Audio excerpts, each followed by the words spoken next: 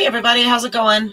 It's Annette the Peacemaker, and tonight is Sunday, January 3rd, and tonight I'm not going to really do like the news cruise. That got kind of derailed last night, and there really isn't much news to look at today anyway, so instead I'm going to show the video, the documentary, The Calvary. And this was created for the Yang Gang by one of our own Yang Gang members. And yeah, so without further ado,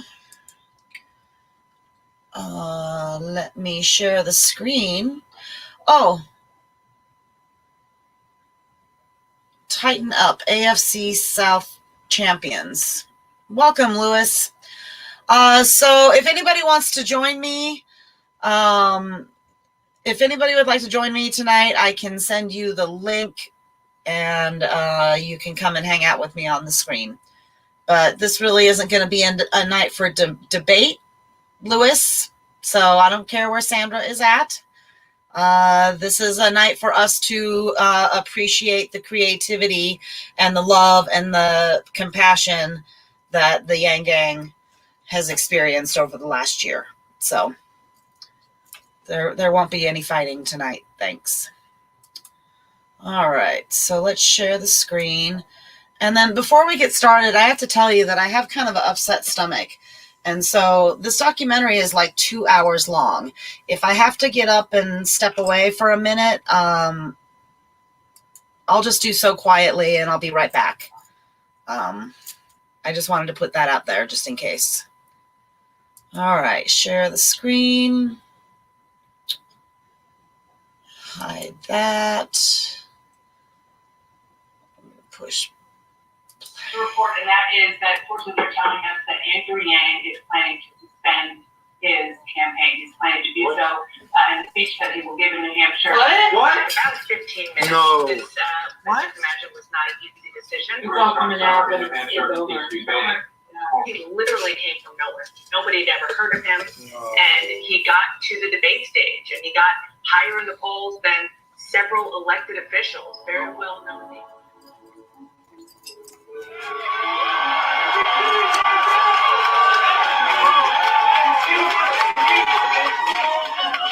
Beautiful, and you all feel it. You're all beautiful, and you feel it.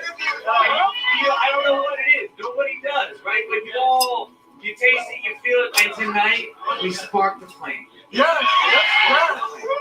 It's gonna grow. And guess what, guys? Because of you, we're like, hey, let's raise $1.5 million. Boom, $1.5 million.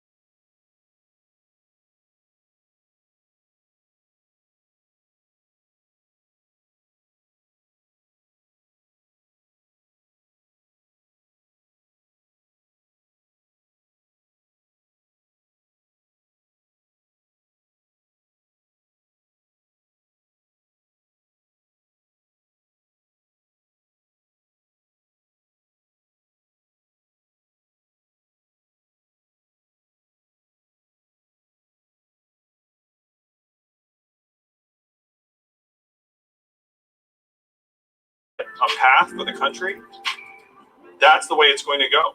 We always felt like if I know anything about this campaign, we'll get it at exactly the right time. And then we get on Joe Rogan. We go there in February. Oh, it's great to be here. Thanks for having me. My pleasure. So, universal basic income. I made a big shift. My initial knee-jerk reaction was, get the fuck out of here. Like, universal basic income, just going to give people money. They're just going to be lazy. Nothing's ever going to get done. That's a terrible idea.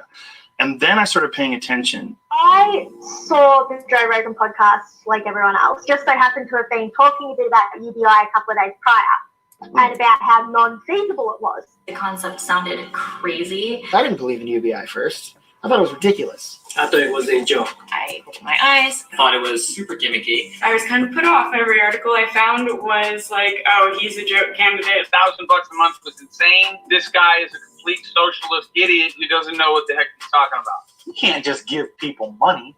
It doesn't make any sense. We started watching thinking, oh, we'll just watch 10 minutes of it. We couldn't get off the couch. We were glued. I went on his website, read policy after policy, and I was floored. He wouldn't stop making sense to me. Yang changed my mind with facts.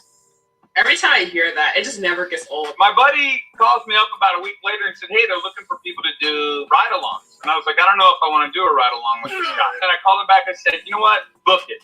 I'm going to get this socialist in my truck. Like, he doesn't know squat. Convert him. Yeah, so about 2 weeks before the meeting, I do a deep dive to know thy enemy. But when I listened to the book, I just knew that most of everything that he said was true. It's not something that people intuitively suspect could be a real issue either. It's one of the ones where you kind of have to like shake people like, hey, look at this. This is coming. We're going towards this cliff. It's darker still. It's not this speculative future. It's that we've been doing this for years. And that's why universal basic income is so crucial, because it gets the boot off of people's throats and it replaces the mindset of scarcity with a mindset of abundance, rationality, and optimism. So you did a fair amount of research before the ride-along. Correct. As a matter of fact, when he stepped out of the car, I said, hey, I'm going to give you a shot. And I know that he can win. The stages of Yang, they say.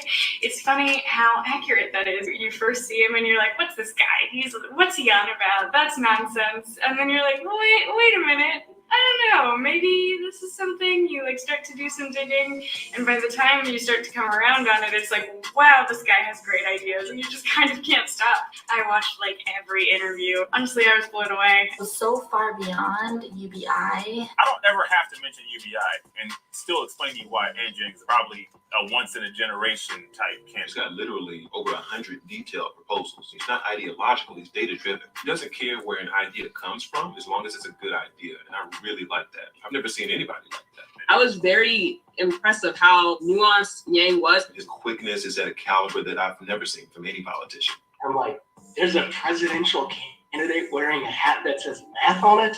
And then they said that it stands for Make America Think Harder. I'm like, yes. Ever heard a politician or just anyone give this incredible macro perspective of what was going on in our country? Things that we should be talking about on a macro level, but we're just not. There have been studies as to what happens to your mind when you can't pay your bills. It actually constrains your bandwidth to a point that your functional IQ goes down by 13 points. We're actually making our population less rational, less reasonable, more impulsive, nastier, more subject to things like racism and misogyny too. You're actually more likely to be like, yeah, blame them. We exist within a scarcity system right now. It is just a bunch of primates clawing after each other over what we consider to be a limited amount of resources, chronic stress, and these hierarchies where you've got like extreme inequality and when there's a big control structure, and people are very stressed out. Tense, anxious, stressed people are not at their best. So anything that helps people thrive allows people greater access to their own creativity and productivity. Make them sleep better, function better. Imagine how much that would change the vibe of our country. Imagine increasing the collective IQ in the United States of America by 13 points. And it was just like cogs in my head clicked into place. That dude has to be the next president of America. That would benefit the entire planet. Whose responsibility is it to go tell the people, look, we need to make it so that it's not this hyper-concentrated set of winners and then this huge army of relative losers, and it's the government's job. But at this point, we've given up on our government. Like, it can't really do anything. And so now it's no one's job. And so somehow it has become my job, and it blows my mind too sometimes. I'm very cynical about politicians. Hearing you on Joe Rogan was such a breath of fresh air. You saw him in the early days when the crowds weren't 5,000 people. This was like 5 people in a diner. Including the waitress. Yeah. I knew then, as much as I knew now, that he could win. Immediately, I just knew it. This guy's going to win. This guy's going to rise all the way up. This guy can win. I know that this guy can win. When Andrew Yang went on the Joe Rogan podcast, he had 34,000 followers on Twitter. That podcast put him over 150,000. Like, that podcast alone, like, nobody knew who this guy was. He's been running for 2 years. 2 days later, the DNC announces their requirements for the debate first requirement. So the next thing you know, we've got Rogan people. We qualify for the debate before like 75% of the field. Like, we're it's like Bernie, Warren, Kamala. Yeah, we still didn't have a lot of money. No email list, no donor base, no real national profile whatsoever. But right after, we're like, we're not going to not capitalize this. So we went on a tour. We did a ton of rallies. And our first 1,000-person rally was in San Francisco. And then, like, Vanity Fair came out and said Yang Mentum. Like, we had massive rallies. So then we did Seattle. That was huge. That was our one. I think actually our biggest one. New York was massive. It was pouring rain. And like almost 5,000 people showed up. The press was not really covering us. The San Francisco Chronicle was one of the first times it was Andrew Yang's name in the headline and not this Democratic candidate. Never heard of Andrew Yang? You will soon. Like, that was Washington Post. And then you get on the national debate stage. What was that transition like? You got some major heavy hitters on the stage, including yourself. I'll give you your own. The most unique person on the stage. We never debated before. It's not a debate. Nothing we could have done would have prepared us for that. Nothing. I was 6 years old when a presidential candidate came to the California Democratic Convention and said, "It's time to pass the torch to a new generation of Americans." That candidate was then Senator Joe Biden. He's still right today. If we're going to solve the issues of automation, pass the torch. I'm still holding on to that torch. In order to win a debate, you have to be a lot of things Andrew Yang is not. You have to be combative. Senator Harris, I'm so sorry. We will let all of you speak. Senator Harris. You have to steal his limelight. You have to attack people. I accept responsibility for that because I'm in charge. Under Indiana law, this will be investigated. You're the mayor. You should fire the chief. You have to crush people that you don't even necessarily disagree with. I'm going to now direct this at Vice President Biden. It was hurtful to hear you talk about 2 United States senators who built their reputations on the segregation of race in this country. Do not praise racist. That is not true. You need to be showman. You need to be salesy. Like all the things Andrew, that we love Andrew because he is not. That's what a great debater is. Joe's generation. What was it actually like, human to human, being on that stage in that really fake place where you have to make your case? I mean, what is that experience actually physically like? How many of you were in high school play? It really is quite like that. The night of debate 1, that was a dark night. People who had been in since February when he was on Rogan, we were working to get him on the debate stage, and then debate 1 is a total disaster. I was taken a little bit off guard by all of this. This frustrates me. Looking back after those 2 nights, it's clear the 3 or 4 candidates they want and the ones they don't. I was like decked out in my Yang stuff, and I was ready for him to just dominate, and then he talks for like 2 minutes. Such a demoralizing night. This is really disheartening to me. He got the least amount of speaking time from both nights. We only asked him about 2 things, one of which was China. Really unfortunate. Guy has a lot to say. Kind of really frustrating, because this is a guy who actually has more to say on all of these topics. Not really happy with the media at the moment, but this campaign was never going to be easy. The fact that he can match Buttigieg and Harris in comparable search activity, even though he had just a fraction of their airtime, tells me that this is a high potency candidate, and he just needs a little bit more oxygen, and then we'll light this up. I found you on YouTube. I'm just looking for who else was doing this, and I found 10. How'd you find them? I was just like hanging out with my family, and my dad was like, "Did you see the Democrat?" And I was like, "No, I didn't." He was like, "I was really annoyed that the Asian guy only got asked 2 questions." I got so annoyed that I actually sent a note in to MSNBC and I donated more to his campaign. And I was like, interesting. I'm not really political, so I don't really care. But then that got me to just search for him on YouTube. A light bulb switched off in my head. I'm like, this guy needs more exposure. We need this guy as president. The debates really are such a nightmare. They focus so much on the drama. They want it. They want you to get into an argument with Joe Biden. I mean, what a farce. What's your message to people like me and most people who just feel disengaged because it feels just impossible? Whatever sense of unease you have is probably the least of it. Like, things are worse than even most people believe. So the first debate, we didn't like light the world on fire. We were just there. And so then, if you recall the Detroit debate, he broke the fourth wall at the end. We're like, we're gonna call this out, and then he took off. You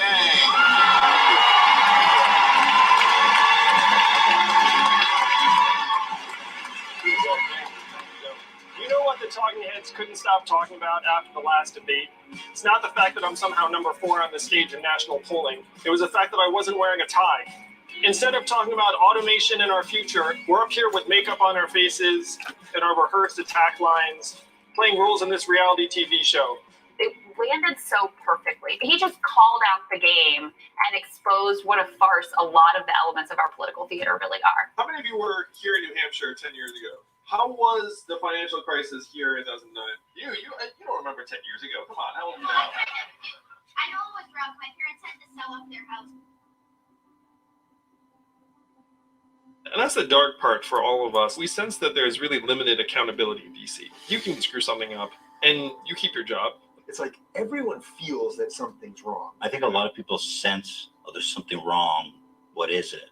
But very few people are willing to do anything about it. People here get it. And they understand that if we don't find a way to fix this democracy, all of the issues people are talking about are just hopes. We have lost confidence in our government. I think we're dealing with like peak cynicism right now. It makes you start to feel hopeless and helpless. It's not irrational to wash your hands of politics because it's so infuriating and everything seems so ineffective. One of the big fears I have is that politics has become this drama of characters rising and falling, but none of the real problems get solved. I don't think the institutions have faced up to just how dire our situation No, they have not. is. But the institutions were built in an era where things were growing rapidly. The growth pattern changed a heck of a long time ago. Why are people feeling so purposeless, so nihilistic? They were in like a period of vast disillusionment. If you came of age in another era, they would say, if you do this, then it's going to work out. And then now we just don't believe any of it. Right. Now you go to college, part of you is like, well, you're just going to load me up with debt. When I graduate, I'm not going to have the job. Whereas before, maybe that promise actually was real. Our economy has stopped producing quality jobs and benefits for years and years. When they come out of school, they're entering a really punishing economy. And on some level, they all kind of sense this. It's not just like in people's heads. Yeah. If we cling to this notion that everyone's going to work a 9 to 5, it's going to work out for fewer and fewer people over time. People look around and say, I don't believe in our institutions. I don't believe in what my future holds. And then you become subject to all sorts of sinister ideologies. Prospects are bleak. Yeah, the numbers bear it out too. If you look at the economy of the 70s, you had a certain level of buying power among the middle class and certain split. The lines started to diverge starting in the 70s, and now they're incredibly divergent. Middle class incomes essentially unchanged. People at the very top absorbing more and more of the gains in the winner take all economy. But we all pretend like it's still the 70s. But you can see the disconnect in the lived experience of most Americans. Washington, D.C. chews up and spits out idealists. It does. It's a total mess. Good people go into government to get stuck like flies in amber because the system is just designed to keep you from getting anything done. You and I, we've been to the top of the political mountain. We've met the leaders. We've met the people that are supposed to be saving us. And I promise you, the Calvary's not coming.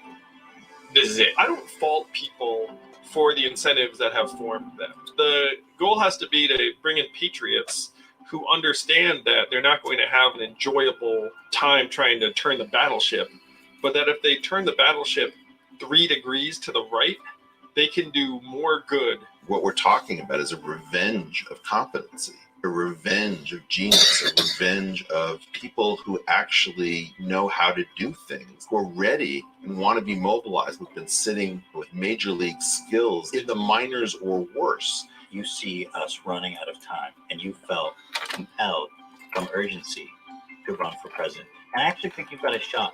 I really do. You're on a trajectory. The last debate, you cut through the bullshit masterfully, and I very much look forward to seeing you on that stage again. I think that is the thing that he has really inspired among a certain subset of people who didn't really care. They're all of a sudden like, wait a second, you're giving me reason to actually care. What you're proposing is being able to have a government that actually works for us. That's something I've never heard before, but that is what it should be. An awakening almost. It's going to be very, very difficult. But I think we can do it if enough of us get together and say, look, we're sick and tired of politics as usual. And it's very tempting to then demonize people on the other end of it.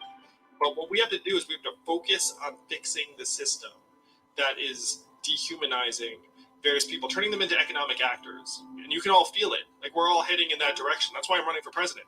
I'm not running for president because I fantasize about ever being president. I'm running for president because I'm an American and I'm a parent, and I can see the country we will leave to our children, and it is not something that I'm willing to accept. Okay, I have to tell you that right there, that scene at that town hall, that he gets like a little crack in his voice, and you know he's just about, he's like holding back, he's holding, and like the emotion that is in his voice in that moment, in that like little paragraph of words, that is what sold me 100%. Without a doubt, I was with this guy forever. Yang Gang for life. I became Yang Gang for life in that moment when I watched this. Okay, sorry, I just had to share that because I'm getting kind of misty-eyed already just talking about it. Okay.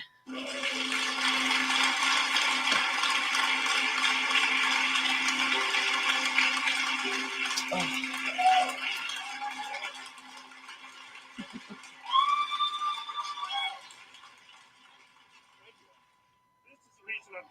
Because I'm not going to look him in the eye and say that Dad didn't fight for you. Dad wasn't willing to go stand in the ring for you. You're goddamn right I am. Hell my yeah. kids are not going to go hungry. They're not going to experience poverty because I'm here with my brother and sister veterans, and we're not giving up an inch of this ground until we get President Gang elected. Woo!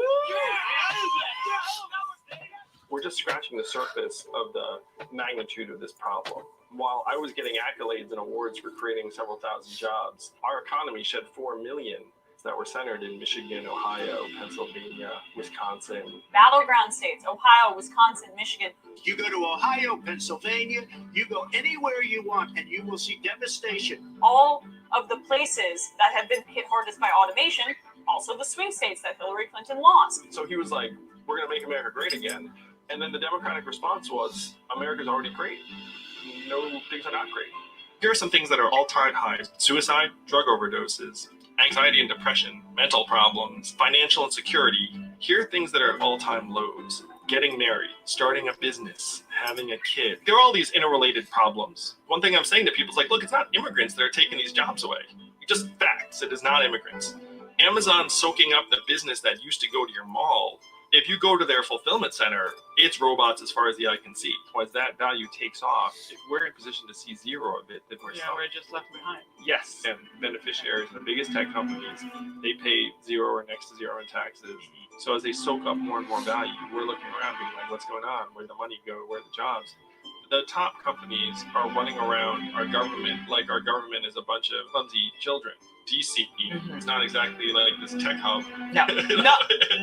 This is the problem. You have legislators who don't have incentives around solving problems. They have incentives around raising money, avoiding controversy, making sure they don't get challenged. They got rid of the office that assessed technology in 1995. We're not going to have a functioning society or democracy if we don't start giving ourselves more control over what's happening. That's one reason why people have this sense of foreboding.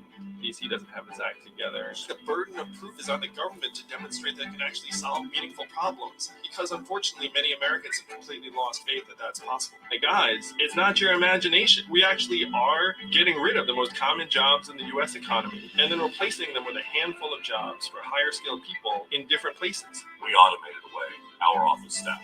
You can't have 10 incredibly wealthy people and all the rest of us are starving. If you can see that coming, why not act now? I grew up in the town where most of the power in the country comes from. And when the government pulled out, the town went from this amazingly flourishing community to one of the most terrible places in the country. The opioid epidemic, a third of the people there living below the poverty line. The drug use is rampant.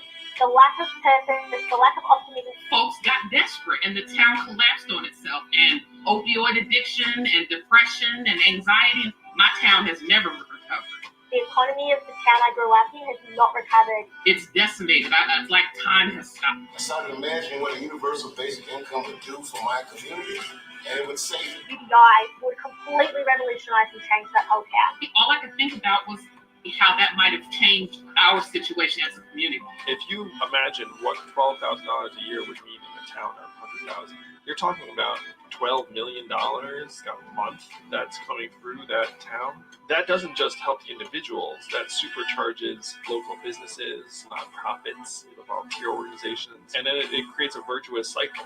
I live in rural Ohio, smack dab in the middle of Trump country. They wanted to throw the human Molotov cocktail into the system and destroy it. But Andrew offers a much better solution. It's often like the people in the cities, they make these rules, but they don't think about how it affects the people who are rural. All these talented people are building up tech and finance industries in New York and California. Not only are we losing manufacturing jobs, but we're also losing people who build up businesses. And then his mantra was humanity first. We've forgotten to take care of the poor. We've left out the widows, the single mother, and those who do have addiction. Where is our love for humanity? I think this platform handles a lot of the emotional content of what being American is like. Being a homemaker, not being under-recognized. This would alleviate a lot of the bad feelings in the country. I really do think it's an important. Martin Luther King came up with the universal basic income. No one's ever run on this before. It's very exciting. I'm very inspired. Beyond the financial implications of it, he tied it to about like human dignity. There's such profundity to that, the idea that a presidential candidate can run on something that's that human. Democracy was a redistribution of power in a world of kings. Universal basic income is a redistribution of power in a world of billionaires. A neuroscientist said to me, the enemy of universal basic income is the human mind. So that, in many ways, is what we have to overcome. My favorite things about this campaign is finding common ground with people who I thought I was so different from. We're so divided, our country's so divided. Are we more divided? Most Americans agree on most things if you frame them in a certain way. I agree. It's just right now you have this coded language that has led to tribalism. I did not understand the coded language. I was just presented arguments in what I thought was English and numbers, and it drew in a different set of people. Like, wow, that's really refreshing. Like, I don't care what party they're from. I just want someone to get into the White House and try to fix some of this nonsense, and then we can move on. Most Americans feel like the political parties have been playing you lose, I lose for years. And you know who's been losing this entire time? We have. I saw Andrew running the oldest presidential campaign, yet somehow he was attracting Trump supporters and moderates and independents and people that were completely disaffected by politics. The only true bipartisan experience I've ever had in my life was being in the Yang Gang. Now I'm a Yangocrat, but only for Andrew Yang. I'm only here on the Democratic side to vote for Andrew Yang. You know, the Yang Gang is literally a place for anybody. We accepted everybody with open arms and love. And you create something like that, you can be a great inspiration to your community. You and I came to that realization. You were a former Trump supporter, and I was a Bernie supporter. And it just showed that we're all in this together. It was like the first beacon of hope that I've had in 2 years. He elevated discourse in a way that I hadn't seen before in politics. Politicians are all about like platitudes. Oh yes, this is a very big problem. We will do something about it. Something job. You've heard it, you know. Same typical political rhetoric that I've heard my whole life. What is normal politics? We don't want it. He sounded different than the rest of them. Democrats and Republicans, they don't work with each other. These teams are playing against each other. A lot of the commentary revolves around it's the other team's fault. There's enough fault to go around, but at some point, someone has to govern. Nobody wants to actually do anything. To do big things, you have to destroy the existing order. And the existing order, very profitable for a lot of people. There are a lot of structural incentives around trying to get people to dislike the other people. We've got massive news conglomerates feeding us hatred and fear of our fellow Americans 24 hours a day. This all feels very fabricated to pit us against each other. My little personal pet project is to get the right wing and the left wing populists to realize they're angry at the exact same people. Most of the time, it's been a broke vote against people who are rich and empowered.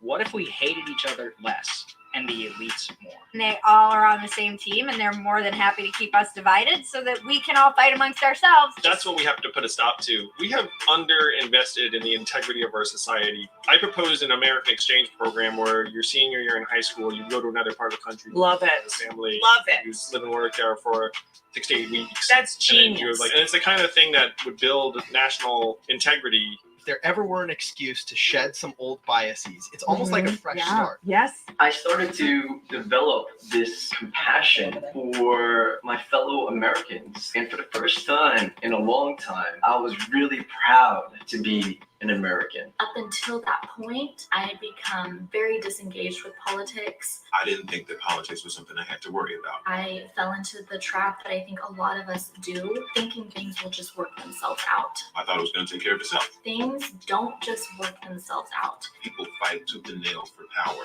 It takes a lot of people coming together to make those changes. I think people are ready for someone who's going to tell them the truth. There's just something about this guy that makes me believe. I'm excited. That makes me excited about the future, makes me feel hope, makes me feel like we really could be great for everybody. I really do think that he can change America. We could change the world. We can move this country forward. I do believe that we really can make a difference. So you're taking action. I'm taking action. You gotta believe he's not alone in this. Canada is phenomenal, but we have to do our part. I just finished watching the DNC speech. He killed it. He couldn't have killed it anymore. So the question is, what are the Democrats going to do about it? Look, he's smiling. She's smiling. I feel like I'm starting to see them warm up to him. What if we don't have to fight the DNC? But what if for Andrew, they actually treat him fairly? I don't know. I mean, it's actually very exciting. Maybe we just witnessed a turning point. Yeah, listen, we've seen bigger crowds, more energy, more excitement for Yang over the last 4 to 5 months. He's really generating some buzz here and nationally. Fundraising is up, poll numbers are up, and the energy and the excitement of that Yang gang, we see it all the time on the ground here.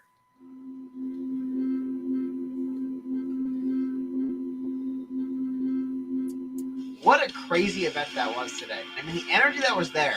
Shout out to the Yang stream. I know they are up to, I think, a couple thousand people watching at once. And I mean, it was an extraordinary amount of creativity, artistry, and humanity put into a political rally. It's not hard to get a $5,000 budget from a big donor, go out and print a bunch of signs. It's a lot more difficult to have a following that organically wants to make its own stuff. And who else has crowdfunded their own third-party, straight-up Google Andrew Yang Skyband? And flew it around the event all night. Huge turnout, tons of positivity. I think it's the energy he brings, the energy people felt. There was just so much excitement. You know, it's so real and raw. You just keep getting more and more momentum. Other people are going to notice, and they're going to start to get a little curious. So we need to be on the ball. We need to make it easy for people. Andrew Yang's campaign is very different. A lot of it is happening outside the actual Yang campaign orbit. I started my campaign with perhaps 5,000 followers. So I have like this relationship with Twitter where it was just me and nobody listening. And then when folks started following me, they were all Yang gang. So I ended up with this group of people that was very like-minded, tired of politics as usual, and wanted to talk about different ways we can solve our problems and bring people together. Everywhere I looked on the internet, I saw Yang gang, and I was like, this feels like an organic phenomenon. This feels like something that's not going away. Yang gang has completely hijacked the game, and they are catapulting him to victory. It was an early indication of the fire that you were able to ignite organically despite having no participation from the media. They are so organized. They plan when they're going to tweet so that they all go trending. We're able to trend on demand. I can't tell you how powerful that is. That leads more pro-Yang tweets to be seen by more users, and they usually tie it with fundraising goals. The Yang gang was so vital to my campaign gaining any traction because our reporters would ignore me, and then all these people on Twitter would be like, hey, why didn't you include Yang in that story? Reaching out to different reporters, like, have you heard of Andrew Yang? Have you reaching out to celebrities? It was like whatever we could do. It's like the best use of Twitter, or no platform has the media presence. They're all over social media, and it's unofficial. It's clearly working for Yang. They raised $10 million in the last quarter, and it's allowed Yang to open up offices in early voting states. You know, they raised $10 million, but they still got like $6 million in the bank.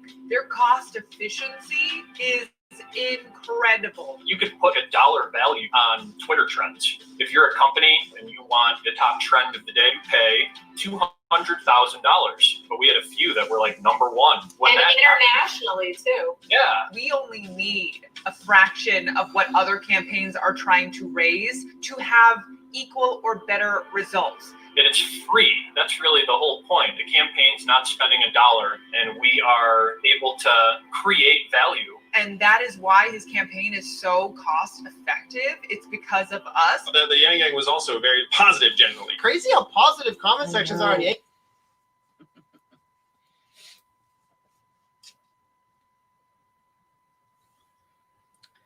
Sorry for the lag.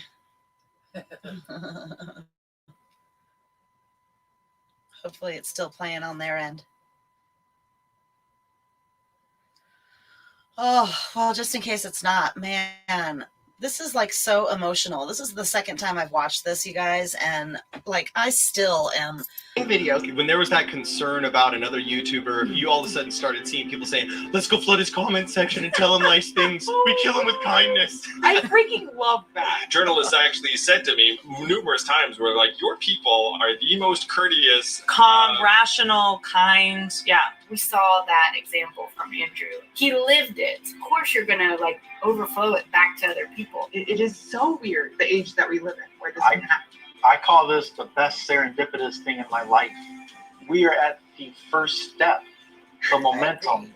We're doing it. Like, we're making this happen. It's so incredible where this campaign is headed, and we are co-creators in our future. Thank you so much for putting in all your time and effort and heart into this campaign, because you know that it's more than just a political campaign. You are part of history. You're part of history.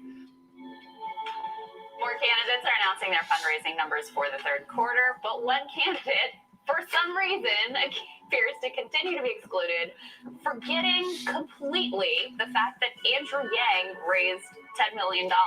Regular people are putting their money towards. I don't expect to see his name on the ballot. I think he's been a distraction. So you tell me as an American, donating to somebody that inspires me is a joke? I don't think he's a serious candidate. Yeah, he's just the average guy running for president. I'm a college student. I'm not rich. I never donated to anybody in my life. I have a recurring donation to this guy. When is it going to click for these people? This is a democracy. We're tired of mainstream media trying to make decisions for us. Hey everyone, it's Andrew. Yeah, we raised $10 million in the last 3 months, and it would never have happened without you all. So hope it felt good. Hope it felt like you were part of history. Together, we can upend our politics as usual system and try and solve some of the real problems on the ground. And so people looking up and saying, wow, let's see. I mean, Yang is 6th, 5th, or 4th, depending upon the poll. Just raised 8 figures and is going to play, and it's showing stratospheric growth in a way that other candidates are not. Can we really put a ceiling on this? No one knows. I have to say, it feels like I'm kind of transferring energy from one point to another. I don't know how else to put it, but like I feel like there's something bigger going on, and like there's this whole wave that's bigger than me. It's recognition that we can do better than this, and there's nothing stopping a majority of us from getting together and making those solutions a reality. This is still a democracy, and we're proving it every day. Watching us break down barriers and remove any reasons for doubt, it's glorious. The big question is how much we can get done, how quickly. We've got 4 months to move some mountains, but it's like the mountains are sprouting wheels. You know what I mean? No idea what you mean. It's like, how are we going to move that mountain? And then you look up and you're like, wait, yeah, there are wheels on the mountain. Those wheels weren't there before. I'm not sure that metaphor has ever been used in human history because it's just so out there. But that's the Yang Gang for you. There hasn't been a campaign like this in history either, and we're going to break new ground. This is very much, to me, a benchmark for the campaign, but nowhere near our high point. And I have always had a vision for what the high point looks like, and it's bigger and better than anything we've seen thus far. More human, too. I'm actually watching the too, so this is that's very meta. Yeah, that's so meta. So we'll see you on the trail very, very soon. We're going to have a whole combination of campaign events and rallies. There was Juanito's tattoo on his leg. R.I.P. We're actually trying to Juanito. find ways to make them more fun and artistic and human. Thank you, Yang Gang. We'll see you very, very soon. Love you all. $10 million, Q3, never would have happened without you all. What happens in Q4? I have a feeling You haven't seen anything yet. I worry a little bit that when you look at the media coverage, it just seems very disproportionate to the energy on the ground. Yeah. Hugely disproportionate. So we've been devouring every piece of media that we can get our eyes and our ears on, and we have been stupefied as to what the media's problem is in both representing and understanding Andrew Yang. We don't think it's that hard to understand. Yet, piece after piece, it's actually gotten to the point of frustration, Cody. If you want to talk about who are the 6 most newsworthy people running for president, I would say it's the 6 people leading the polls. Biden, Sanders, Warren, Harris, Buttigieg, Yang. He's getting less coverage than Tim Ryan, Bill de Blasio, Gillibrand, who has dropped out of the race. It's crazy how they continue to ignore him. Nobody's talking about him in the media. This goes beyond personality. There's measurable quantifiers. It's beyond the realm of what could be considered human error and incompetence into the realm of what literally must be avoidance. I'm sorry. There's no real other explanation for it in my mind. The poll that this CNN graphic is talking about had Andrew Yang at 3% and then 7 candidates tied at 1%. For whatever reason, CNN decided it wasn't worth showing Andrew Yang. Here, look at this. You notice anyone missing? It's like it's Why? crazy. They're like, sorry, there just wasn't space. But it would fit perfectly. Exactly. They centered the bottom row to leave out one spot. It goes on and on and on and on and on. This is one of my favorite clips of the 2020 presidential election cycle so far. Every time I watch it, it makes me smile. Who else is on that stage with the former vice president, with Bernie Sanders? Andrew Yang. My screen just went out. Look at this. Look how many people are on this graphic and where do you see Andrew Yang? Oh my gosh, I'm not even seeing him. So Wait, is he's he even on on that? No, he graphic? isn't. Oh Take a my look where gosh. he dropped out. I love this photo. Where the fuck is he? There's space for another face here. It would be perfect. He's above O'Rourke and this phantom, undecided. Here you go. There's just not enough space for you. He doesn't exist to these media people. I don't know if you're familiar in magic with the concept of magician's choice. You think you've made a decision, but in fact, the whole game is that the magician was pushing you without your knowledge. They've been playing this game with Ron Paul, with Bernie Sanders. It's like chicken and the egg, right? Because the mainstream media will cover you when you're higher up in the polls, right? So how do you get higher up in the polls without mainstream media coverage? My feeling is that what you're on right now is the equivalent of pirate radio. It's one of the reasons that we need to make sure that these channels are opened to the very people that the DNC doesn't want running. And the thing that I hate is that we're in this William Tell situation where we've got to run against our own party. It's just the problem with stuff like this, though. It gets your brain working where it's like, dude, I've seen MSNBC just screw him out of stuff 15 times. Am I really going to believe this time was an accident? I'll be damned if I'm going to listen to a situation in which you're shut out of airtime and you're pushed off to the side of the graphic. How many times I got to see evidence where I go, wow. John Yang crowd surfs. This was just recent. He didn't get his name. John Yang. Small demographic by small demographic, America is slowly learning that the broadcast media is a club, and unfortunately, you are not part of it. I do see how skewed the media is, and it's nauseating. You have these institutions with certain incentives and certain relationships. They're going to be naturally protective of the folks that they think are on the inside and be naturally very leery of the people that they think are on the outside. But one of the themes of this era is that there are more of us on the outside catching on. CNN revealed its debate lineup for October 15th. I couldn't help but notice a familiar face is closing closer and closer to the center. Yang's slow march to the center of the stage, it comes on the heels of his fundraising announcement. That $10 million figure is quintuple what his campaign raised in the previous quarter. So much of the candidacies of major parties are about litigating the latest political story or finishing the battles of the 20th century. Yang isn't from here. He hasn't touched our political system. So his analysis of the problem and his answers to these questions are exactly the way a normal smart person might actually look at what the hell is going on over here. So the next debate, they winnowed them all down. It was 20 candidates at the time, 2 nights. And they went down to 10. And we remember doing a mock debate. I'm like, man, how are you going to stand out? In America today, everything revolves around the almighty dollar. It's time to trust ourselves more than our politicians. That's why I'm going to do something unprecedented tonight. They gave us an opening statement, and we're like, screw it, man. Let's just give money away. If you believe that you can solve your own problems better than any politician, then tell us how $1,000 a month will help you do just that. A lot of people do not like this idea. A lot of Yang Gang not like this idea. Man, okay. When he landed this, there was just like this very long pause. What really bothered me, of course, was the reaction from the stage. They were mocking him.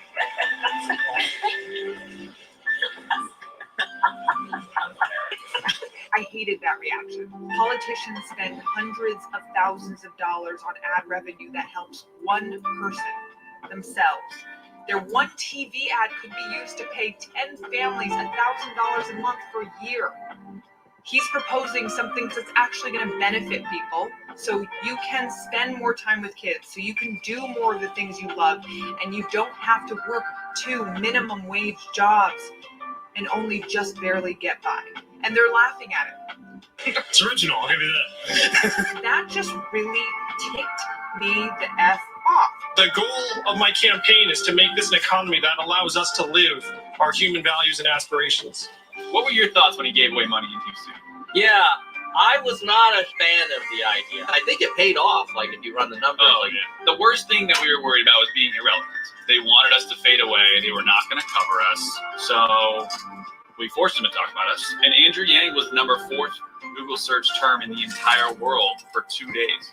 We broke our website. It was just like literally 2.5 million people in 30 seconds. And then we qualified for the next 2 debates. After Houston, we could not go anywhere without being recognized.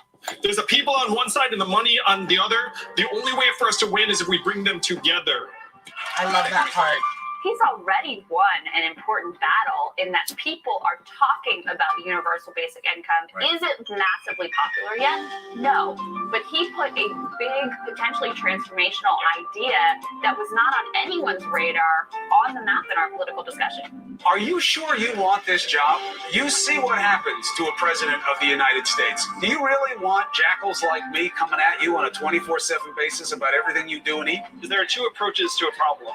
Someone else will take care of it, or you're going to have to take care of it yourself. And unfortunately, the first one doesn't work. So we're facing some of the biggest problems for your kids and mine. And if no one else is going to take care of them, then I'm very happy to step up and do all I can. I love him. I'm a caregiver for my mother. She's 86, and I started a business last year after a divorce. I no longer have to go, should I, could I wish I could. I can take care of things that happened to me in the past. And now my future looks a lot brighter. It's not about the money, but it's about the day-to-day things that I can, just like everyone. I haven't gotten emotional like this. I was in a car accident where I had to stop playing music. And eventually I ended up getting sick. It's life-changing, you know? She's living day to day in a car, so I'm going to be giving the money to her. She helped me when I was homeless. Now I get to help her. A lot of people are going to be able to go after the things they want to do in life instead of being stuck in a rut. Oh, it would be absolute game changer. You see so many homeless people, and it rips my heart out. You see it so many. If you have to carry everything that you've got, and you show up for a job interview, pushing a shopping cart, you're not going to get that job. It makes a huge difference. A lot of times we are victims of our past circumstances, and this allows us to be able to, look back and go, I can take care of that now. Our system has become so inhuman and punitive, and it's like grinding people up and pushing everyone aside. But then everyone suffers essentially on their own. I know a lot of people are very curious about wrapping the truck. It seemed like you raised that money in like no time. Like how long did it take you to raise that money? Like 10 hours. That's sick. So the trailer will be ready For the debate. Okay, so who has seen the truck already? Anyone? I have seen it on You've seen the truck. How is it? How does it look, boys? Sick. Oh, that is insane. This was crowdfunded. Done through the Yang Gang. Very close. Come on, guys. I love Kai Watson.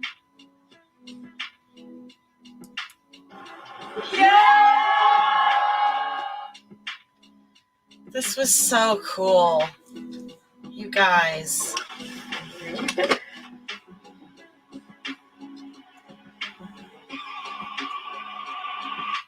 The debates last night proved that Andrew Yang's time has come. Last night, to me, it seems that Andrew Yang was the major winner. He has moved the Overton window more than any other candidate, taking an issue which nobody was talking about to the forefront of that stage. Why is giving people $1,000 a month better than Sanders' plan guaranteeing them a job? If you rely upon the federal government to target its resources, you wind up with failed retraining programs and jobs that no one wants. When we put the money into our hands, we can build a trickle-up economy to do the kind of work that we want to do. This is the sort of positive vision in response to the Fourth Industrial Revolution that we have to embrace as a party. They're saying Fourth Industrial That's what Revolution, soured right? Bernie right there, I feel Job like. cancels UBI. I feel like that's That shows turned that there's Bernie. actually a new model for politics in this country, and I'm actually extraordinarily excited about it. That the democratization of information, the internet, that the allowance of somebody like Andrew Yang who can seize upon an issue that people actually care about, the job loss in this country. Everybody can look around and know that your malls are closing. They can feel the malaise and the depression that aches within so much of the middle and the working class. No matter what happens, he's changed the conversation forever. Yeah. That is, I mean, that's insane. We have to sit back and think about that. It's absolutely astonishing. Even if your policy is unheard of, even if it is radical, even if it is outside of the comfort zone, if you are willing to forcefully articulate an actual vision, people will come along with you. That's exciting. Well, the Elizabeth Warren versus UBI, that disagreement, that is a great disagreement to have, which is how the hell did we get here? We've had a lot of problems with losing jobs, but the principal reason has been bad trade policy. Senator Warren, I've been talking to Americans around the country. They see what's happening around them. Their Main Street stores are closing. They see a self-serve kiosk in every McDonald's, every grocery store, every CVS. Driving a truck is the most common job in 29 states, including this one. And my friends in California are piloting self-driving trucks. What is that going to mean for the 3.5 million truckers or the 7 million Americans who work in truck stops, motels, and diners that rely upon the truckers getting out and having a meal? Hey, Senator Warren. I see this as an important question about I want to understand the data on this. Your time is up. I want to give Let's debate it. I love this. I think universal basic income is a good idea so that people can have the freedom to make the kinds of choices that they want to see. We'd like you to tell us about a friendship that you've had that would surprise us. The friendship that sticks out for me is a guy named Fred.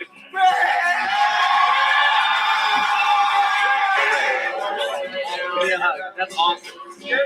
How crazy was that debate? That debate was insane.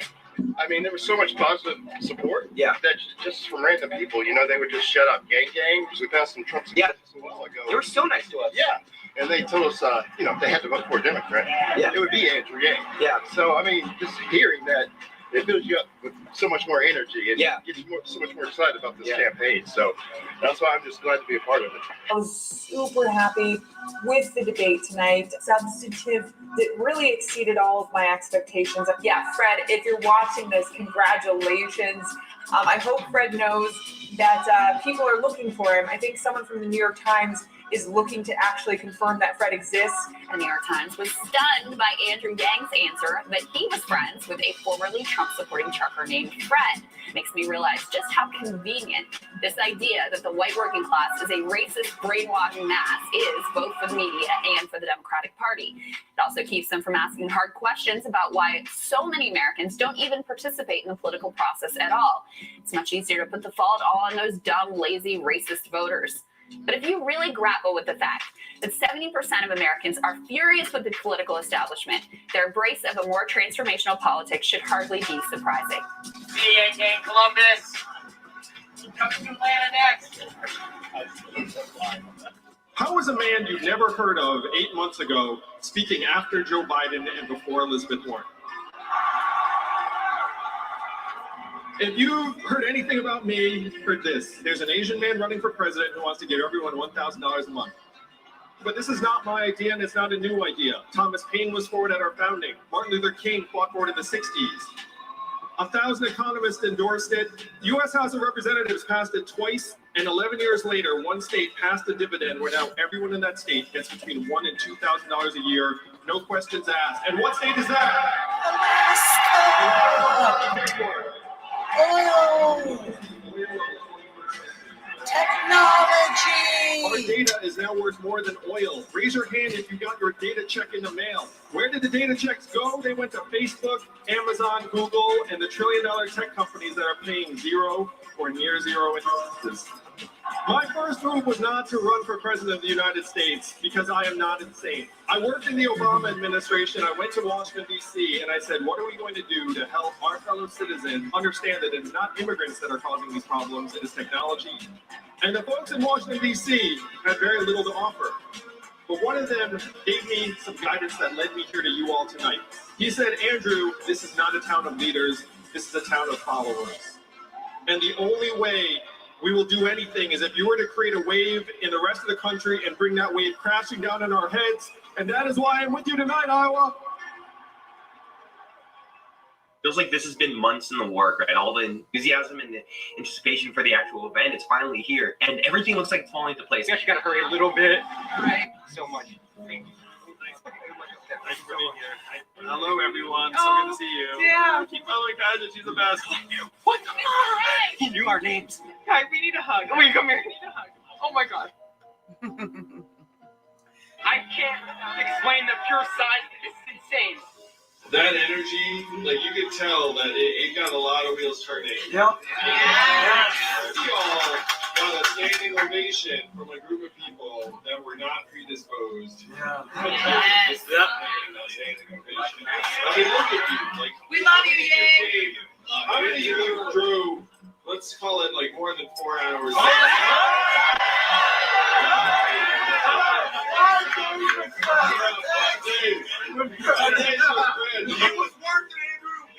That never happens without your passion and belief and vitality and humanity that inspires other people. And it's really fascinating to see how all of this is playing out. Because that journalist was like, you gave the speech tonight. Like, Yes, you did. Yeah, you did.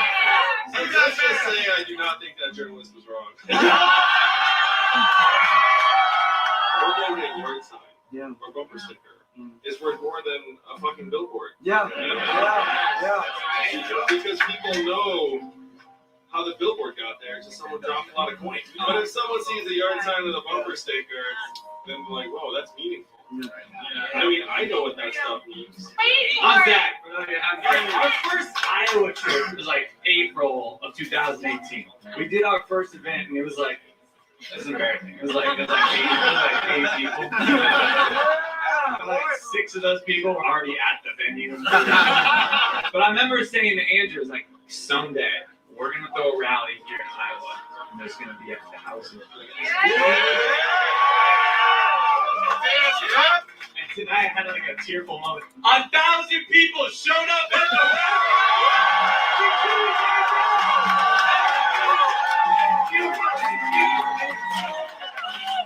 beautiful, and you all feel it. You're all here because you feel it. I don't know what it is. Nobody Here's does. Emilio. Like, you taste it, you feel it, and tonight you spark the flame. It's gonna grow. And guess what, guys? Because of you, we're like, hey, let's raise $1.5 million. Boom, $1.5 million.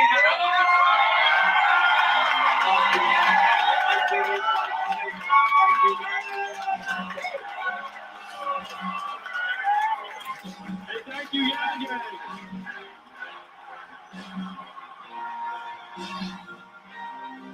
That was the most fun I've ever had. I will not forget today. I haven't seen this kind of youthful, committed energy in politics since the end I worked with.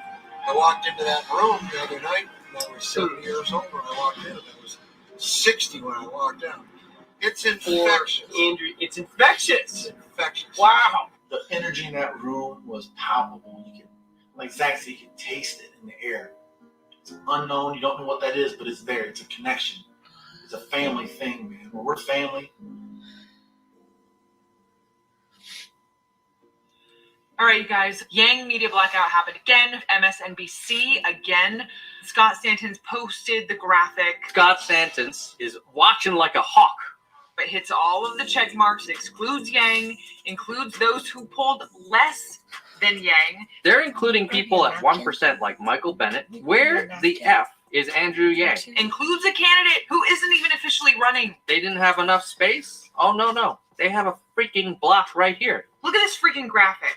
This is getting ridiculous. How are we supposed to consider you a legitimate news source when you are putting your thumb on the scale in such a blatant way? Any of you NYC Yang Gang folks, get activated so that you guys can go out and protest. We are not taking it anymore. This election is in our hands. And the thing is, we've seen this time and time again. It's not like whoops, this just happened once or even twice. You still can't get it right, even though we've brought this to your attention many, many times. They're going to keep on doing it over and over and over. It is not okay. They cannot be making these mistakes. If the media keeps excluding Yang, they're putting their thumb on the scale. The corresponding amount of coverage is laughable. Just coming from a disengaged government, shouldn't be trusted, or the whole system's rigged. And here we are. Yeah, I kind of feel that again. You watch the media and you don't see Yang anywhere, and you're like, what the hell? He's doing better than half of the people that they're showing on here. It really sucks, when you just feel so passionately. Here's the actual number of times each candidate is mentioned. Yang, none. Yang, no. Yang, no. Yang, no. Now, the reason why this is not just complaining, when these other candidates get all this free coverage, it affects the polls, which then affects donors. So it's kind of this vicious cycle. The process is ridiculous. This whole primary is just absurd. The mainstream media fully pushes the news agenda. One time, Beto got mentioned 3 times. He's no longer in the race. Unbelievable. It's not just the lack of coverage, it's then also the quality of coverage, which is hard to sort of quantify. But some candidates, they cover as serious candidates, and some they cover as a sideshow. Yeah, every single mention of him on the mainstream media comes with a massive caveat, a massive, Andrew Yang with his crazy ideas. That can't help but influence people when they're deciding who they're going to support. So yeah, it does matter. When most voters get their information from TV and cable journalists are not covering Andrew Yang and are disproportionately giving free coverage to Booker, to Harris, to Beto, who's not even in the race anymore, that's not a fair democracy.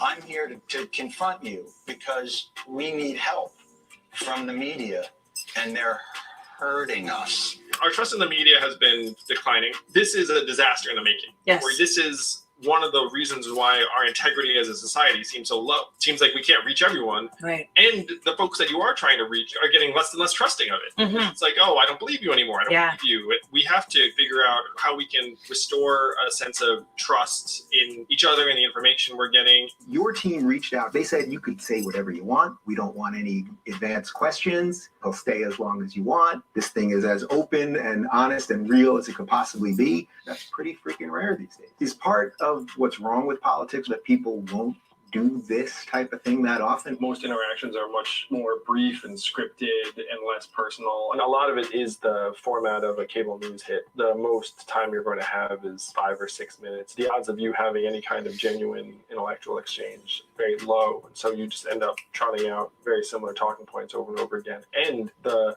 interviewers are fixated on certain types of ideas and talking points. So it starts to feel very repetitive. People say, how can you restore trust? I think it's like this: thorough conversations, in-depth conversations, not just these 5-minute bites here or there. That's how I'm going to really understand how you think. I think this is what can fix some of this craziness. People like you coming on podcasts is part of how this changes. This sort of feels like the new town hall. Half the time I hear moderators ask questions. I'm like, no one's speaking for just kind of normal people's everyday question of where are my Google searches going? Are they selling my data to insurance companies? It seems like millionaires ask millionaires questions. The thing is, your help and the corporations, and we're left out there to mow our just said we're too rough on them when they make mistakes. No, you're not too rough on them. You are part of their strategy. People come here because they don't trust CNN. They don't trust MSNBC. They want to just hear a human being talk, and they don't want to be pandered to. They don't want to be manipulated or beguiled. So people are looking up being like, none of this means anything to me anymore. And you're like, yeah, you're right. Time to go on the debate stage. What's up? Thanks for putting us here.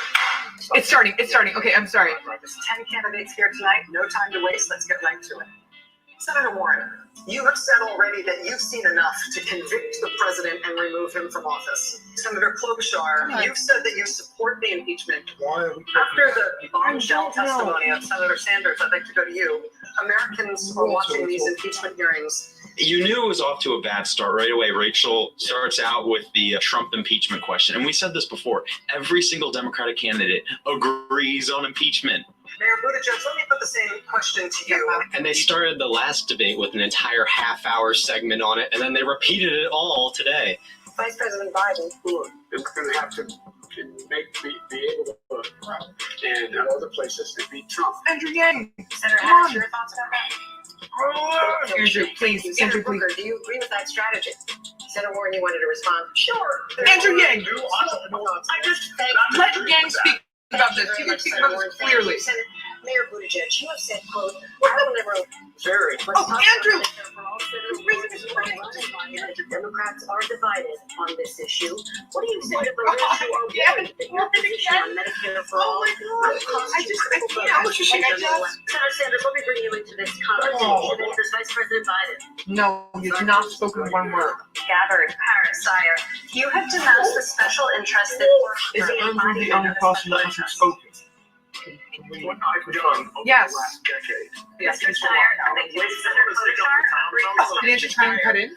But right now, we have, I have led the way. Andrew tried, you guys. Andrew tried. Mr. Yang, I will bring you in. Mr. Yang. Yes. Well, first, I just want to stick up for Tom. We have a broken campaign finance system, but Tom has been spending his own money fighting climate change. And you can't knock someone for having money and spending it in the right way, in my opinion. Classy move. Classy ass move. Oh no, I love that. Commander-in-Chief. I have colleagues. The answers are ridiculous. Non-substantive. I just can't. Like, dude, it's so annoying. There's like 40 days between each debate. You come in so hyped up, and your man doesn't even get to speak for the first 30 minutes. It's unbelievable.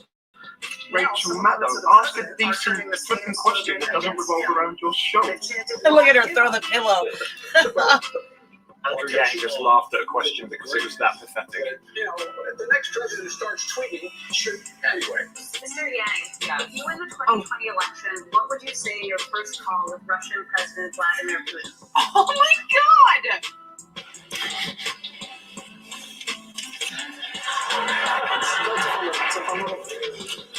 Well, first I'd say I'm sorry I beat your guy.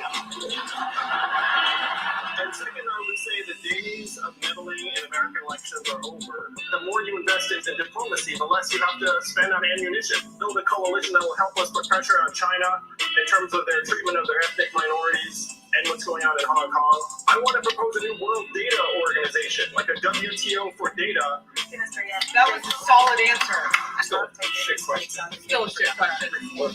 3 out of 3 laughs. Andrew can use humor in the same way that Donald Trump used bullying and name calling. Words. Like everything you could have said, you could have said, like, stay with you. I'm barely holding on. What in the effing heck is going on right now? This is like the Donald Trump celebration debate. You keep on talking about Donald Trump. He's not willing to create drama for their network. Absolutely so frustrating. I wish he was able to talk about climate change, the income inequality. Donald Trump. Yeah, Donald Trump is blah, blah, blah. It's Donald like, Trump has done you are this, and it's so like, freaking one note. Oh, no. The larger issue is short for me. Thank you, Mayor. Trump is the one who has created this crisis. I'm into this groovy music. I don't really know what else to say either. Yep, Yang is solidly at the end. 6 minutes and 48. He didn't get a question for the first 30 minutes of the debate. I knew it was going to be low. We knew it would be low. It's MSNBC. But, I know, but how do you get less than Steyer? Yeah, that was not good. It was awful. They pushed the wrong dude a little bit too far. Andrew Yang tweets, was asked to appear on MSNBC and told them that I'd be happy to after they apologize on air. At some point, you have to call it. Andrew Yang finally put his foot down with MSNBC. You turned down that invitation and instead took to Twitter to slam the network, a decision that could be seen as risky. These people control 2 million viewers a night, the major organ of the Democratic Party. Standing up to them, that takes a lot of courage. Hashtag boycott MSNBC trended on Twitter. We were sitting there watching and literally ready, we're going to make this thing go viral as soon as it goes. I'm super proud of all of us for her mobilizing together because we couldn't do this if it was all over the place. We channeled that negativity into something really effective and it worked. We got their attention. Andrew Yang, he has not been a media darling. Andrew Yang, he's getting ignored for some weird reason. Got a huge following online, but not necessarily in the television electorate. Andrew Yang spoke the least. He didn't even get a question for the first 30 minutes. You have to admit, it's a little strange that he gets less attention than other candidates who poll lower than he does. The fact that someone like Amy Klobuchar is treated like a front runner, she gets asked really serious questions about foreign policy and healthcare, but Andrew Yang gets asked, hey, what are you going to say to Vladimir Putin in your first phone call? I mean, what are voters supposed to do with this information? Nothing. Like, I have legitimate questions for Andrew Yang, but y'all don't let me get to those because you just decide to act like he doesn't exist. We feel vindicated in a sense. When Yang finally called it out, it felt like, you know what, the feelings that we had inside are true. I don't think you can possibly overstate how big a deal it is for a serious contender in the Democratic primary to boycott the network that is most directly associated with the Democratic Party. It's not about me. It's about the 300,000 plus Americans who've donated to put a candidate on the stage and then have MSNBC virtually ignore me, or when they tune in, it's like I don't exist. One of the big things that Yang is pushing for in his campaign is all of these different policies about press, to have an informed public, and then making it so there's democracy dollars just so they can match the fact that they don't have the same power that these big corporations do. But they're trying to kill that. The internet has made it so that Yang doesn't need, he was born of the internet. He can stay on the internet. The people that vote in Democratic primaries, a lot of them still watch MSNBC. Yeah. The media plays an enormous role in elections, and their recklessness and favoritism is having an influence. I'm not the kind of guy who takes offense easily, but at this point you have to call it like you see it. They're able to unilaterally choose winners and losers simply by not talking about a candidate. Because if they're doing this to Andrew Yang, they're going to do this to a future candidate. I need somebody who's going to lead. I need somebody who's going to recognize the problem and do something about it. And right now, MSNBC is a problem. And they're making life very difficult for people who are trying to spread a message and try to reach new voices that are getting drowned out by the same old voices that we've been hearing over and over again. Have no illusions about the fact that they are never going to help you. They're always going to try to undercut you. You will never get a fair shot. It's ridiculous. And so he is very much right to call him out. And I know a lot of progressives were happy to see it. I loved how he called them out. Why did they donate? They didn't donate because he was a front runner. They donated because this guy needs to be heard. And so when he goes on the stage and he's not heard, that is a disservice. All we want is just fairness. That's all I want is a fair election. And we're not asking for front runner coverage. We'll earn that. But all we're asking for fair coverage. By any objective measurement, we have not received it. Have you heard any response? I mean, we saw it trending on Twitter, MSNBC blackout. They obviously know it's happening. So it's like, not enough. The number is 32 days between now and December 12th, which is the last date you can qualify for the December debates. We only have one poll. We need 4. It's almost like the gods have just really turned their stick on us in that we're 1 percentage point off the state poll requirement and 1 off the national. 35 days to land those 3 polls. It's not going to be easy. We talk about Iowa a lot. If we don't get on that debate stage in December, that's going to be tough, man. That's going to be hard to reverse that vicious cycle because I think people will be less likely to give, and it'll just sort of be this self-fulfilling prophecy. I'm going to have Tom, that was just on the left, that Tom from Nerds for Yang will be on interviewing with me and Faye on January 10th.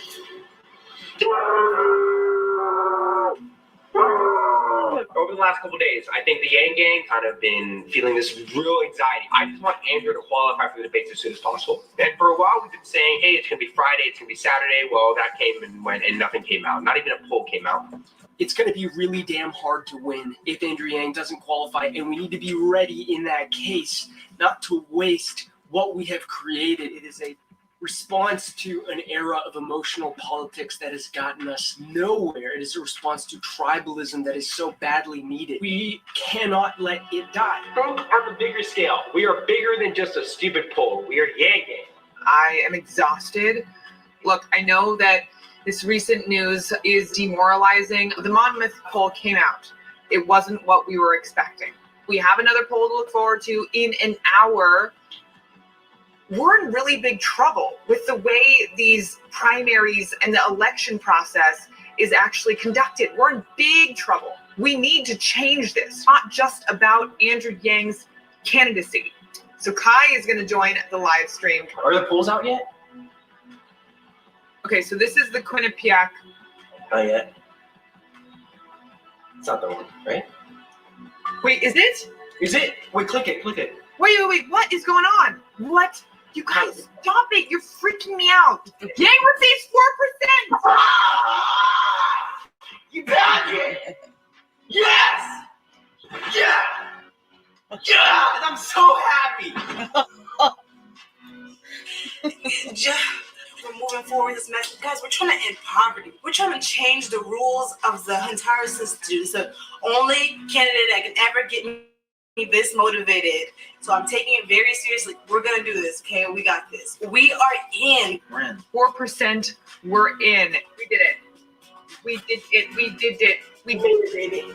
We're qualified. Patrick, we qualified.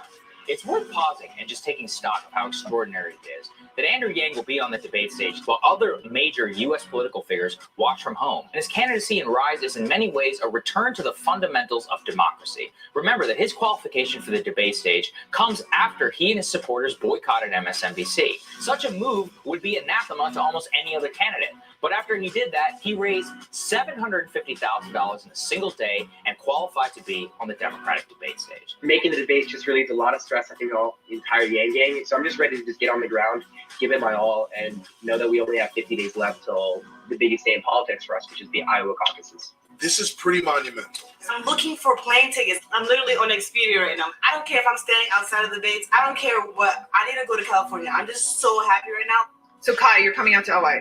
Staying with us. I'm buying my ticket right now. I'll be there.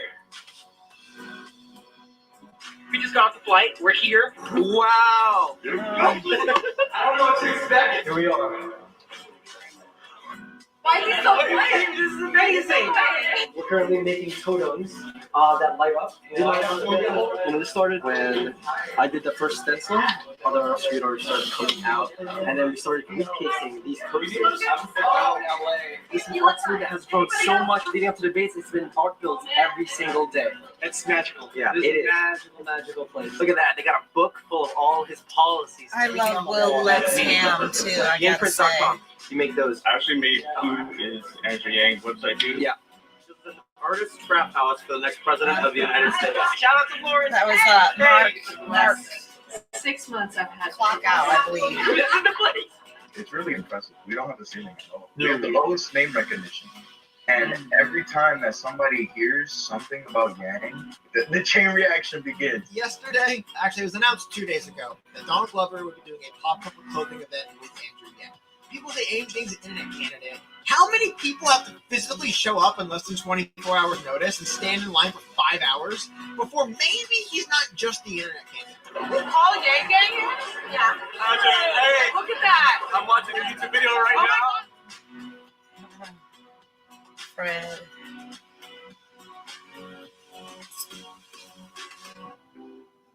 We're getting our news from different sources, and it's making it hard for us even to agree on basic facts. Now, Americans don't trust the media networks to tell them the truth. Even though Andrew Yang, once again, of course, got the least speaking time of anyone on the stage, Andrew Yang had a phenomenal night last night. Stop being obsessed over impeachment, which strikes many Americans like a ball game where you know what the score is going to be. It takes real courage to say that. This unemployment rate and GDP have very little relationship with people's lived experience. People talk about jobs. People got a bunch of jobs. They ain't got no money. You are somebody who's brought completely fresh thinking. On nuclear power, I agree with the research. Thorium is not radioactive the way uranium is. It doesn't last as long, and you can't make a weapon out of it. He had some cool ideas about nuclear energy, which we have to get into if we're going to solve all of our problems. He even mentioned a word I'd never heard Thorium. of. Thorium. Who mentions thorium in a debate? Well, good for him. If you're really interested in solving this problem, we're going to have to do this. And he mentioned that. Fewer than 5% of Americans donate to Dr. political Drew was campaigns. just getting You know what you skewered need to on donate to Twitter political the other day, campaigns? though. Disposable income. Andrew Yang makes a really, really great point. To make it onto the debate stage, candidates were required to have 200,000 donors. But if a candidate has supporters who can't afford to make donations, then that candidate can never make it to the stage because money talks in America. So if you don't have money, you can't talk. Strong societies would elect more female leaders. Strong men treat women well for the same reasons. The fact is, if you get too many men alone and leave us alone for a while, we kind of become morons. Andrew Yang needed to show also that he's got some spunk. He's got to show that he's a little bit of a fighter. And he got in there on the action and had probably the best line of the night. If we were to put 100 democracy dollars into the hands of every American voter, you'd have many, many more women who would run for office because they don't have to go shake the money tree in the wine cave. Thank you. I do absolutely love that. And I think in that moment you saw the way that Andrew Yang would potentially go after a Donald Trump. How many of you all have a family member or friend or neighbor with special needs or autism? If you look around, most hands went up. Special needs children are going to become special needs adults in many cases. This special needs person can be a contributor in your workplace, but that's not the point. We have to stop confusing economic value and human value. You have intrinsic value because you're an American and you're a human being. We have to stop confusing economic value for human value. That is the central message of his campaign. Is there someone among these candidates to whom you would like to give a gift? Wow.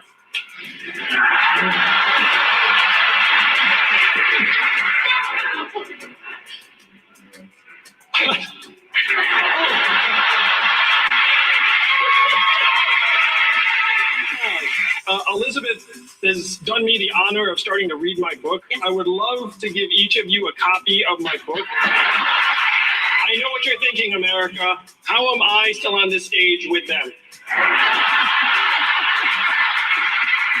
I saw firsthand what many of you already know.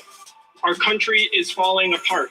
And the simple fact is this: our politicians succeed whether we succeed or fail. Sagar, I thought he really had the performance that he needed. Yeah. He won that. I mean, it was funny. Everybody was like, oh my gosh, Andrew Yang actually talking about the issues that we care about. I mean, in terms of crossover support, we covered it here. There is no candidate that has that. The closing statement, I thought it was phenomenal. I think he guaranteed himself a place up there on the next stage. The smartest guy in the thing when it was over, didn't want to talk to him. Yeah. He had the best, most original ideas. And honestly, that cat right there was killing it. Yeah. But he's not what they want. Yeah. He's not what the Democratic Party wants. And he's probably their best shot. We're learning Andrew Yang has requested the DNC conduct more polling. The request, of course, was denied. The main gripe that they have is that between now and January, the DNC should commission some early state qualifying polls because they haven't had one, and I think it's just some 40 days. He's right, it's a problem. And I think the bigger problem is the DNC in general. And the entire qualification process. The DNC and the media now are collectively doing the winnowing that used to be done by voters. And I don't think that that's the place that we want to be. The last New Hampshire poll was December, Seriously? December 8th? And the last Nevada poll was November. So that goes into this whole topic that I know a lot of us are concerned about, which is fair access to polling. In order for us to get onto the January debate, we need 225,000 donors. We're way over that number. But you also need early polling performance. But if there are no early polls, then we can't perform. It's like, well, you could qualify for the Olympics if you meet these times in state track meets. But, we're not having any state track meets. If you don't get on this debate stage, it becomes this virtuous cycle where you get on the debate stage, then you get more media coverage, and then they show more clips, which then results in more donors, which gets you more money, which then gives you more access to setting up infrastructure on the ground, which then gives you higher polling numbers, and it kind of keeps repeating itself. So thanks a lot, DNC. Thanks for all your help, making sure there's a fair, open process. People talk about the media being super biased, and it obviously is, like everything else in the world. But it's not just bias against Republicans and Trump. There's bias against people who just aren't part of the club. His ability to kind of cut through so much of the theatrical nature of this and speak directly is really important. And if the process is designed to keep him out, that's wrong. Oh, it is impossible to get 4 polls if there aren't 4 polls. At least give us a There shot. have been 0 polls since they announced the new qualifications. 44 days since we've had an early state poll. We got a problem in this country across party lines of distrust in institutions. Is democracy broken? Is the whole DNC qualification system broken because Andrew Yang has 400K donors across this country who want to hear him speak, and he's just raised like 70% more than in Q3, and yet somehow we are still questioning whether he will qualify for the debates.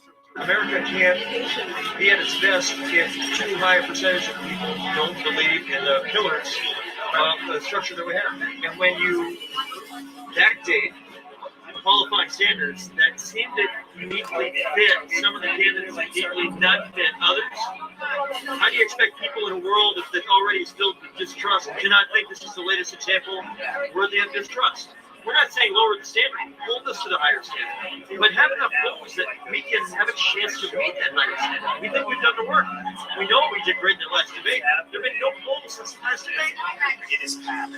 Yeah, it actually has people to start getting outside. This is the first, what is now 6 stops, and that's just today. Tomorrow we do it again, and the day after we do it again. No sleep. I hope not until the convention and beyond. It's amazing that we filled this place up. We actually filled up the bar next door. There's really a bar next door. Yeah. Good advancement. Thank you.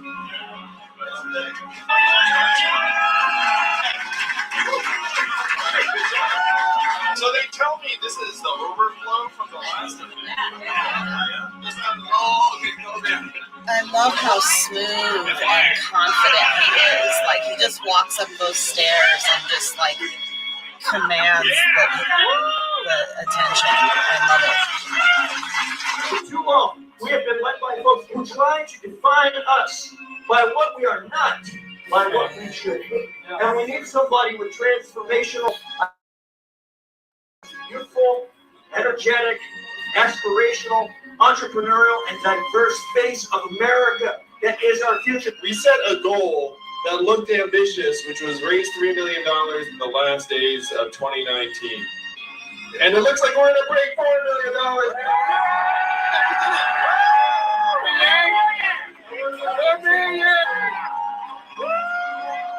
See, isn't that incredible? We weren't trying to get to 3 million. For days, I was like, are we going to make it? Are we going to make it? And they have not seen anything yet. We're celebrating! This is the year that we win! And our See this kind of unity in any other candidate's campaign. A former Trumper and an ex-murderer at a gang event. I mean, this is as real as it gets. That's true. Let's start crying again, y'all. It's incredible. What a way to end the decade. What a way to start a new second decade. You were responsible for that,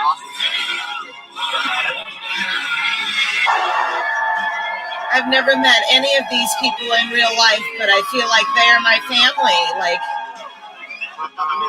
I know all these people's names. I know them. I call them by Finally name. give people freaking value. Just incredible. This whole thing. This is going to be a very, very special point in all of our lives, I think. When we were all motivated and dedicated to a very altruistic cause. Remember that, guys. Remember this moment, wherever you guys are. So if you haven't heard it yet, Yang Week is 1 week in January, where hopefully the entire Yang Gang is going to show up in Iowa, knock on every door, speak to every Iowan, district by district. You don't get 15% in Iowa. You don't get any delegates. It's pretty all or nothing. One of the biggest reasons why Andrew Yang isn't getting as high polling as he should be is a lot of people look at him and they say, he's not going to win, so I'm not going to waste my vote. But I strongly believe that if every single Iowan spoke to someone from the Yang Gang, Yang would win Iowa.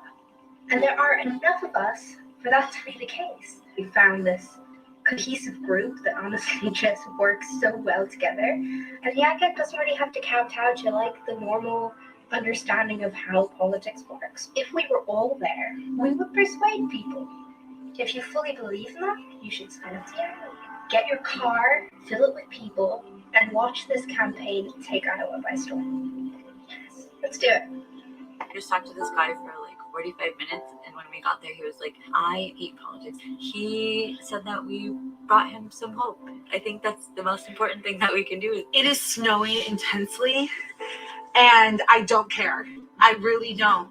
Because what I'm learning is everyone is home right now, and I just got another yard sign, Anthill Caucus. I'm just so excited. It has been such a productive day.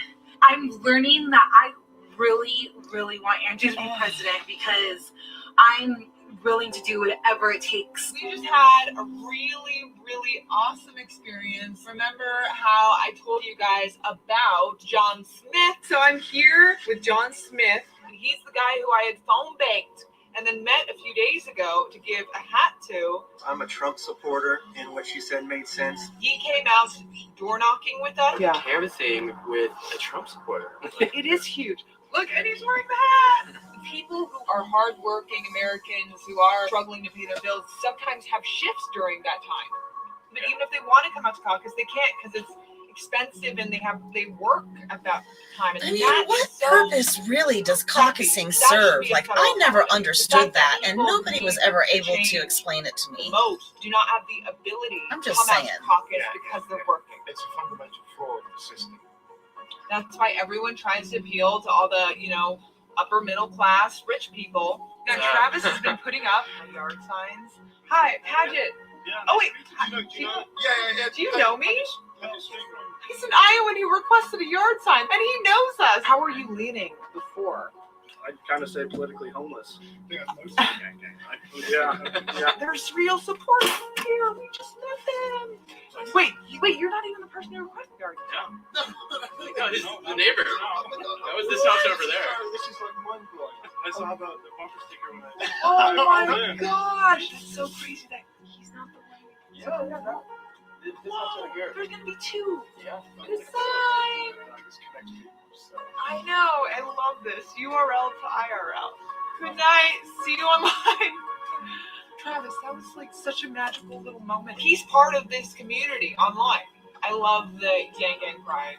Like, when are you ever gonna see this happen, right? Like, people united in such a beautiful way. We're making all this stuff happen. The Q&A. Oh, Ellis. Oh, yes. Who asked an amazing question? Yes, Ellis. We saw your video. That was incredible. Oh my gosh, you're the guy. Ellis, so there was a video from a town hall in New Hampshire, yeah. where Ellis, who is 16, by the way, asked a question, more of a statement. Yeah. Really. Tom Perez, the chairman of the DNC, just rejected your request for the DNC to conduct and release more early state polls, essentially cutting off a vital pathway to the January debate. Tom Perez not fighting for the little guy. Towards kind of the biggest camera in the room. If there's someone from the DNC watching, look at the crowd. There are people watching from out the door. I'm not fighting Release for the us. polls. Release the polls. There's not been a poll in an early state release in 47 days. Fight for the American people. Poll the people. Poll the people. And also, you were incredibly funny, like when you said, so Mr. cool. Yang, do you have any thoughts on this matter? So, Mr. Yang, do you have any thoughts on the issue?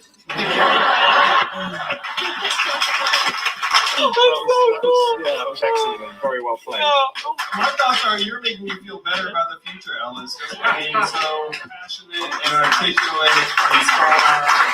Man, this is like so much. So yeah, guys. So much love. No, Tom. We're able to discuss and talk and really understand each other. It's been transformative. I can say that. We're here to deliver some votes! The impression that I got in Iowa is that, like, the Yang Gang was America. Like, in America, I feel like we haven't felt in a while. So many people just across the spectrum, left and right and just all over the place. I'm Democrat, I'm Republican, like, dude, we can just talk. And just so many creative, eclectic people, so many personalities out there. And like, I know that usually prior to this experience, we wouldn't be friends. You wouldn't even be considering, getting to know someone because let's say they were wearing a red hat, it's like, oh, well, those are bad people. Those are racists. Those are stupid, wrong people, or like, oh, and the other goes the other way too. Like, oh, they're just completely brainwashed liberals and everything that I don't want nothing to do with them. So it's just amazing to experience this where, it's something I've been pushing for so long, which is where like the origin of Base Kingdom was not left or right but forward came from. I felt that it was so important that in order for us to go forward as a country, that we have to start bridging this divide and start treating each other as one people again. That's what America was founded on, that so many people from so many places, we all have the same American identity. We all think of each other as brothers and sisters in this country. And that's what we used to feel like. So I wanted to get back to that, and I just think it's so important that in order for us to really accomplish anything at this point is to find that shared identity and purpose once again. And so here in this movement, I see that. It's just amazing and empowering and just incredible, but it's also, there's so much hope there. 1, 2, 3, yeah!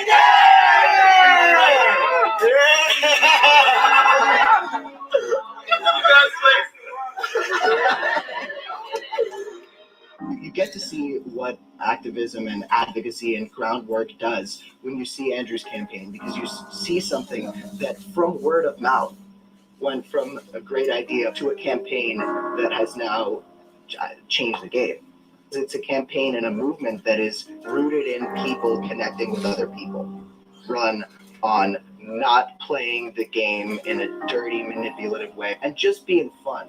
I'm done trying to compromise. I'm done playing into a game that we all already kind of lost. Yang came in and said, I'm going to ignore every single thing that you all think is marketable to people, and I'm going to do what I believe.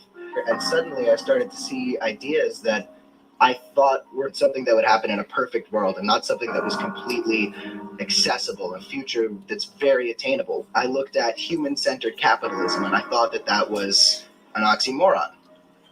Capitalism works against humans. That was what I had decided was the world. And suddenly I see, Andrew come forward and say, there's a way we can do this that actually ends up benefiting people. Put their own life in their hands. There are a lot of people in this country who I know can be doing a lot more for themselves, for other people, if they had something onto which they can fall back. A lot of just parts of our life look as though they are steadily declining. That's sad. There used to be a time when the spirit of this country was, we're going to do better every time. You're going to do better. We're just going to keep on building up, and we are breaking down. He wants to become president to lay the foundation for other people to take control of our future. And that's really special to me, because there are different campaigns where it's all about, this is bad, it's just get us to the next election. In this year, it's Trump. We just can't have Trump, and then we'll figure it out. And then we'll figure it out has been thrown around for a while, and we haven't figured it out. Are you crying? Yeah, I'm crying. In between sniffles, and I have a smoke. What you crying about? It's just good. Just 'cause? That's your lucky one. Oh, all right, here. Open this one then. They didn't offer his name. They said other, and then you have to name him after that. So you think he might have had more if you were actually on the... Of course he would have.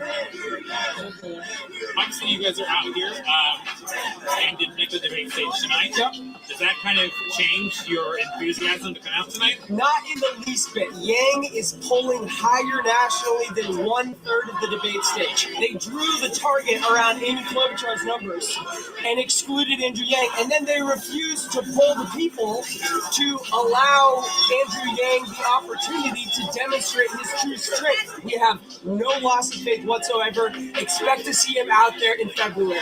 MSNBC messed up Andrew Yang's Chiron yet again. Andrew Yang is not a billionaire. In fact, he's one of the lowest net worths on the entire Democratic stage. We are coming down to it here. Just getting their basic biographical details right is really not that hard. Calling him John Yang, not sure about leaving that him outfit, off graphics, completely dismissing the campaign. And the boycott, they still mess up basic facts about the man. The fact that on CNBC they just picked a different Asian man who had the last name Yang. It's mystifying at this point. The media coverage and the polling is very much linked.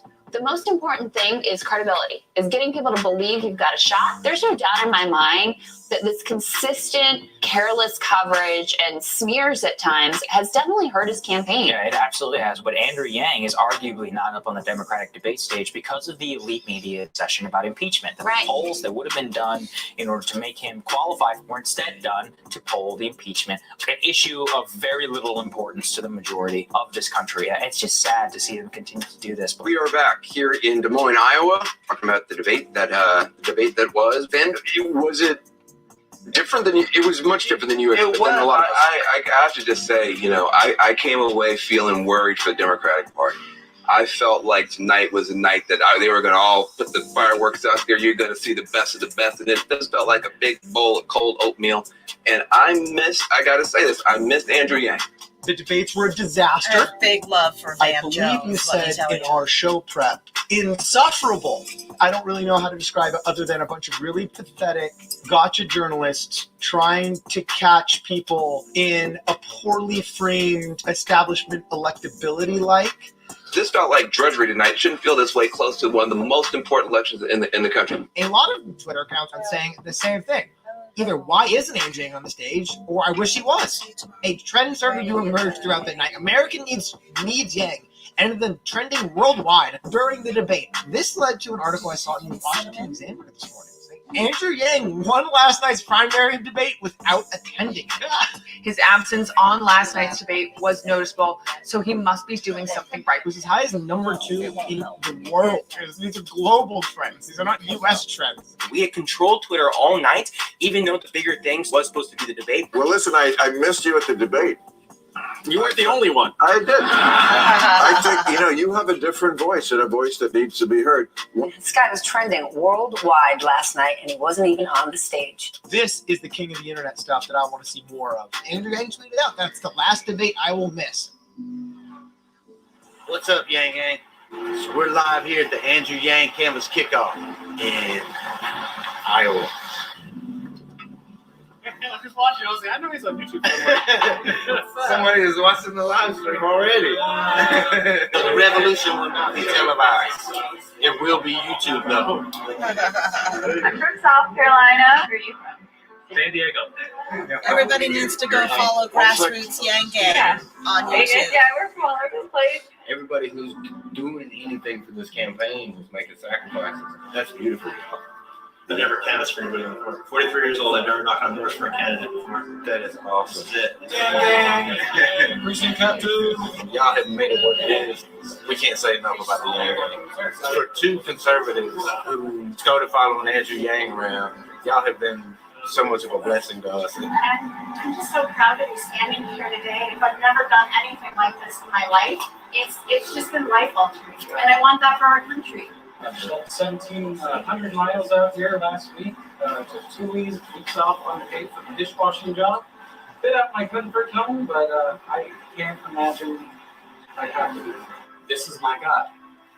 I knew it from that time because he was a breath of fresh air. He made me feel good about myself. And I think he makes everybody else feel good about themselves, right? He's about bringing out the best in people, not demonizing the worst parts of us, which everybody has. That's what I would love to see this country do. Gang, gang. That was so super inspiring. My goodness. Yeah, hey, what's up? Hi. Evelyn is so elegant. Yes.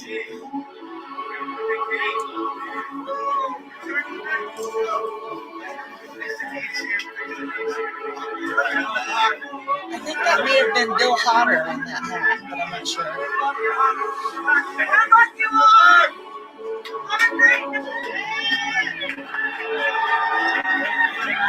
Man, I wish I could have gone. Oh, man. Is anybody watching in that room? Did anybody go to Iowa? For the better part of 2 years, and now So have we! God, I can only imagine how, like, every time they have said, can they do this? Can they do that? Can they do this? And then tonight they're going to see exactly what this group can put up on the board. For better or Ariel, for worse, do you want to it's join not me? going to happen for us. We're going to have to do it ourselves. There is hope for the future, and we all come together and actually make that future one that invests in us, our families, our towns, our community, and the next generation. So every person who get to show up tonight is literally a tiny mark in history, and I cannot thank you enough. Tonight, the presidential contest has reached fever pitch, and the nexus of the race is Iowa. This is the moment when we get to see how our hard work has paid off, and we will be watching what is happening with you guys. John Smith is just joining us. Hey, John. Hey guys, how you doing? Hopefully I can deliver good news for you guys later. Yeah, the journey of John Smith. It's been well the journey of documented. John Smith has been well documented. So how are we looking, Chris? How are we looking? There's people. Chris I don't know, Jackson. man. We'll find out soon. Doors are closed in 2 minutes. Wow. Next to him, this is Andrew Yang's area. This is the Yang area over here. Very strong support there. As far as I can see, I see people crossing the aisle to support Yang, and they've been doing it all over the country. He was the best. That was an incredible speech. We're 7 under seven under viability in Henry's precinct right now.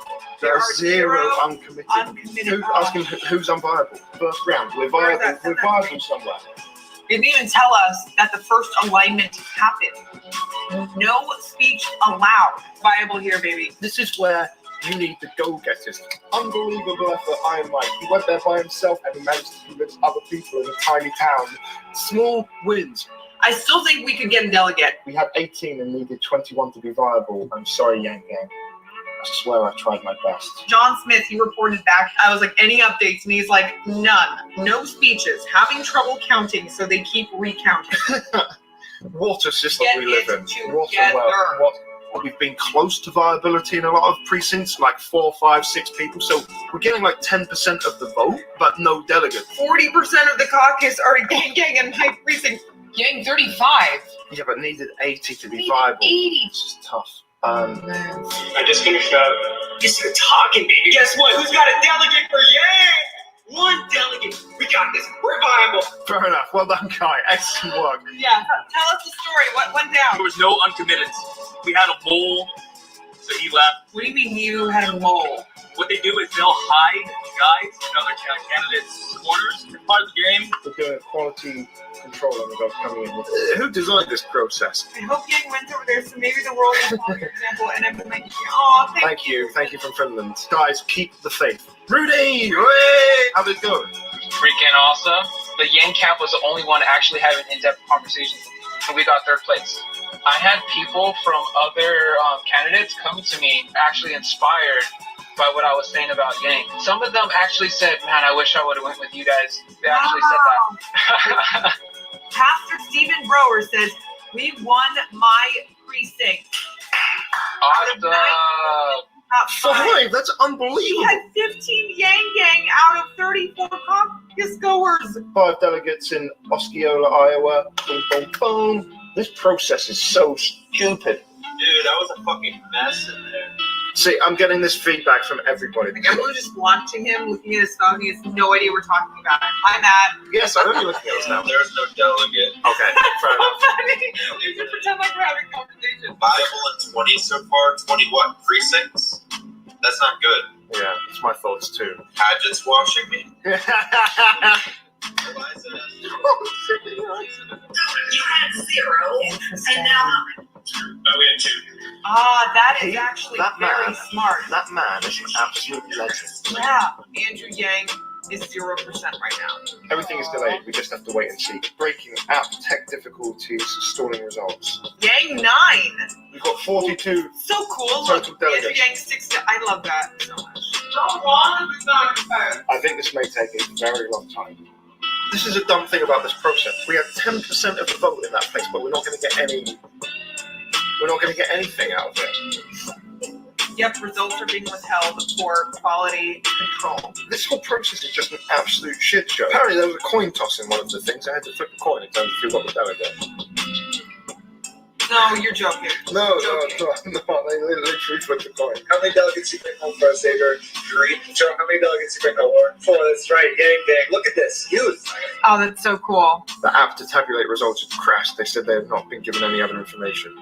I mean, I am full of a lot of positivity because I believe in this, and I do ultimately believe that passion and messaging, wins out in the end. Party officials are matching paper worksheets by hand. They tried to promote an app. The app just doesn't work, and the hotline has not been responsive. So this is a real coincidence, Wolf. I just got off hold. Can we listen in as you report them? Yep. Hello? They hung up on me. They hung up on me. Okay. It is tails. So Pete Buttigieg wins the coin flip. This is literally satire. If I knew that Iowa was going to be an epic disaster, put all of our resources in there, I don't know. If you're not playing in Iowa, you're not relevant. We did more events in Iowa than any candidate ran. Our Iowa events is why does Iowa get to decide? Why does one or two states get to decide? And our events were full and passionate, but we weren't getting any media around it. And that stuff has massive impact. The real key is when you're gone, the anchor, the pundit, the panel, the lead hit story is talking about you, and your name is because people aren't really watching the whole thing. It's on in the background in the bar at home. And you see Klobuchar, you see Klobuchar, you see Klobuchar. And this is not disrespect to Amy. Like their team was great to us. She was great to us. We were beating Amy almost the entire time. Let's move forward and talk about what happened here. You were here watching the folks on the stage. Who stood out to you?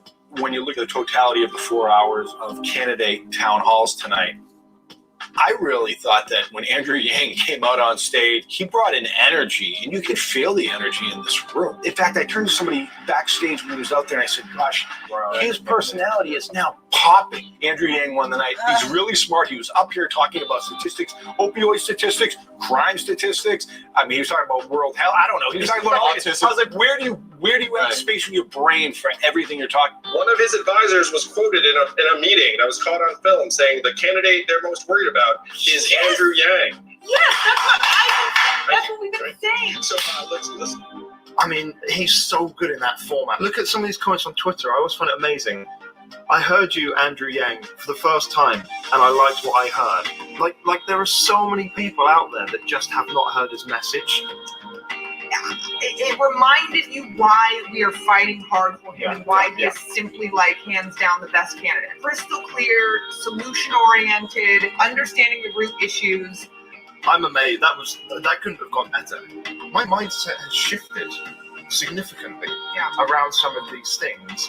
And I think that just having the right person at the top and making sure that message gets passed down, I think that would go a long way. He came in with an amazing performance last night. It completely re-energized me and reminded me why we are so passionate about this movement, why we are so passionate about him as a candidate, that he is the right person, that we are on the right side of history. And it was so awesome to see the reaction from other people seeing that too. For the first time, it was one of his best performances yet. We have a lot of structural reworking that we need to do in this whole election process. Let's start over with New Hampshire and let's continue. Honestly, I have been kind of glued to the TV all day. I'm nervous. I'm super excited for tonight. I'm excited. I'm stoked. I really don't know what's going to happen tonight. Iowa, it did break my heart a little bit. There's so many freaking hurdles. I get why people just are not politically engaged. I understand. We're not really seeing a lot right now. I'm trying to find some info myself. This news is coming slow and steady. Boys, what do you see, man? So this is Andrew at 477. Shoot. I thought of all of the places that we're going to sort of surprise, it's going to be here. But, we're going off to an average start, shall we say, for the polls. We got about 3 minutes left of the first polls. polls in New Hampshire are not closed. Let their key race alert for everything stand right now. Those different types of things. All right. Right, some news to report, and that is sources are telling us that Andrew Yang is planning to suspend his campaign. He's planning to do so in the speech that he will give in New Hampshire. What? About 15 minutes. No. This, I imagine, was not an easy decision. It's all coming out, but it's over. He literally came from nowhere. Nobody had ever heard of him, and he got to the debate stage, and he got higher in the polls than several elected officials, very well-known name brand elected officials. I have been in the room with the people who are meant to steer our society. The machinery is weak. The institutionalization is high. The things you fear to be true are generally true. We are capable of so much better. Is there enough character and will and confidence and independence left to build the world and do what is required? Is there enough empathy? The choice is to cut and run or to stand and fight. The revolution will happen either before or after the breakdown of society. We must choose before. It will not be easy. We all have dysfunction within us, darkness and pain, contempt and resentment, greed and fear, pride and self-consciousness. Even reason will hold us back. Through all of the doubt, the cynicism, the ridicule, the hatred and anger, we must fight for the world that is still possible. Imagine it in our minds and hearts and fight for it. Fight for each other like our souls depend on it. Climb to the hilltop and tell others behind us what we see. What do you see? And build the society we want on the other side. Get up. It's time to go. What makes you human? The better world is still possible. Come fight with me. I've always felt kind of alone in this. There's people out there. Honestly, everything that's happened over the last 6 months or so, it was supposed to happen. I didn't know what I had found, and I didn't know where it would take me. I just wanted to put it out in the world that certain things are possible. This type of mindset and mentality will always be there. This has to be the future. This has to be the world that we choose to live in. There's been a vision that's been put forth of what this country could be. Now I know what we should be fighting for. We're just getting started. There have been fires lit that are not going to fade away. You shared this vision and greater purpose. It was powerful. Yeah, really powerful. I think I kind of found where I need to be in the world.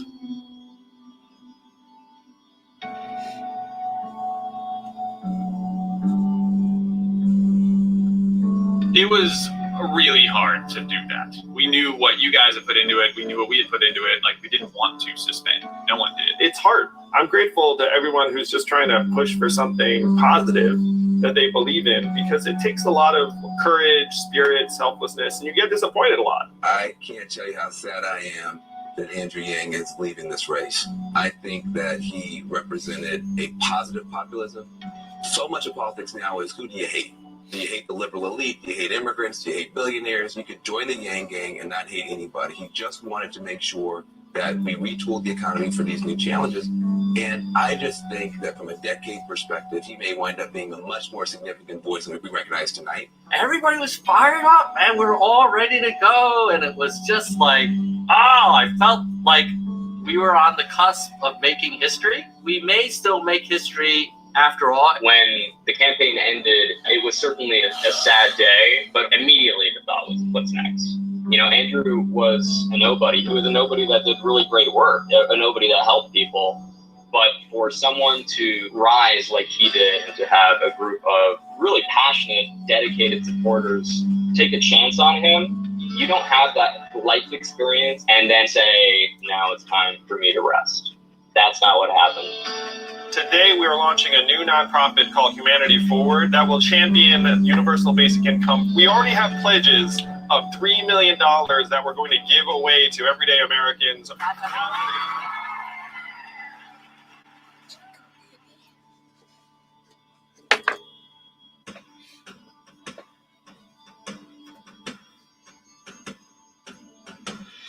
The system is not built for outsider candidates. So Really, it's a testament to the Yang Gang that we were able to push through so much of the establishment walls and biases to get him this far. He did just amazing things, but really the Yang Gang needs to understand that you really made that possible because the cards are stacked against us. Imagine, if you will, a couple that left their jobs or law school or whatever and took time to take us to come work for the Andrew Yang campaign. You don't want to be who I was. You know, a special thing.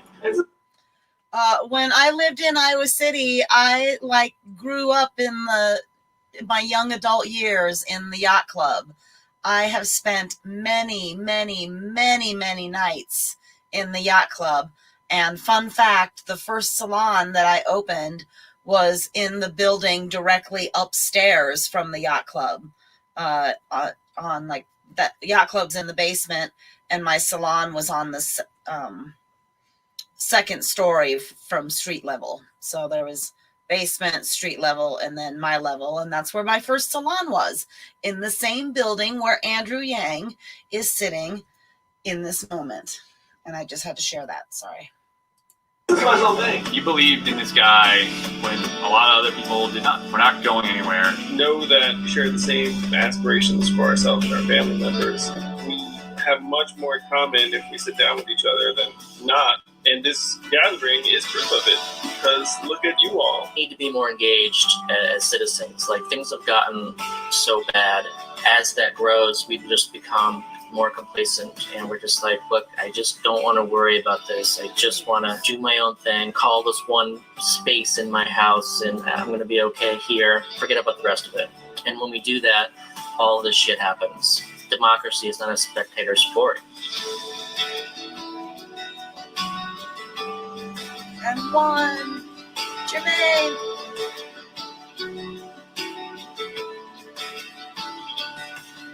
Woo.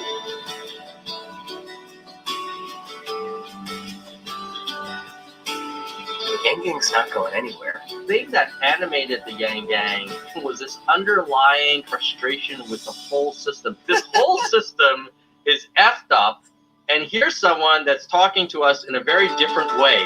He was speaking truth. He was speaking a truth that people haven't heard, but they need to hear. Think differently. It was amazing. You know what I mean? His ride was incredible.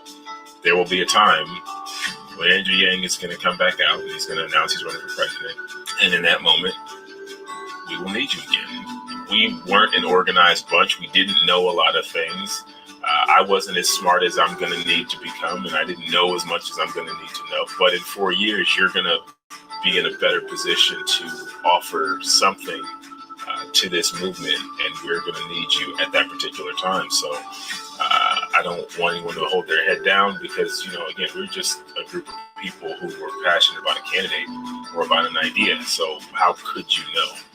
But you will in 2024. We're not going anywhere. We're coming back. We're coming at you. And 4 years from now, we will remind you of this moment. All right, cheers. Cheers. As soon as you and Andrew say go, the troops are ready, man. We're fired up. Loud and clear, Tom. Loud and clear. The moment that Andrew does anything, that's huge, like a huge catalyst. It's going to bring us all back together. This exists. There's a community out there of like-minded people who really support policies that you care about, and you can work with them and you'll feel welcomed. You'll feel part of something. You'll get some meaning and purpose out of it because it feels good to fight for what you believe in. Your mind, the mentality you bring to it, and what was in your heart that drove you through it means everything to people out there. Oh, thank you so much. Right now. Yang Gang. I stand before you tonight and say that while we did not win this election, we are just getting started.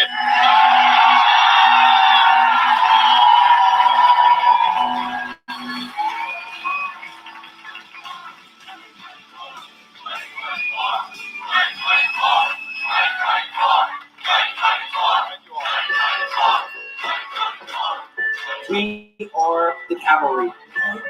Yeah.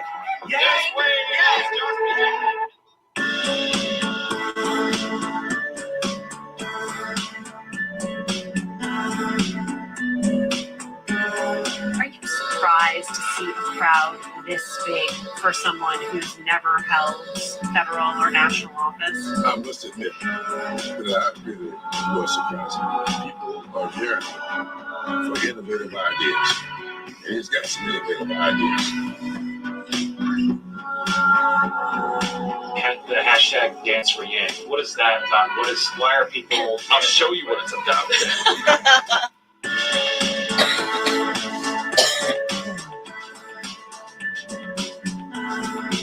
It's often said that UBI is an idea without an ideology. So how would you define your political ideology? I would define my ideology as deeply practical. Is that a political ideology? Well, it ought to be.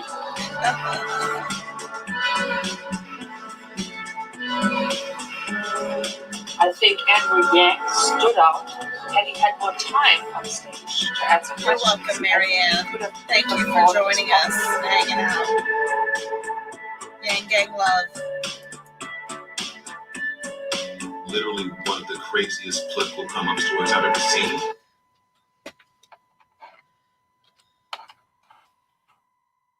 I think that the internet is going to be one of the major forces for reducing the role of government.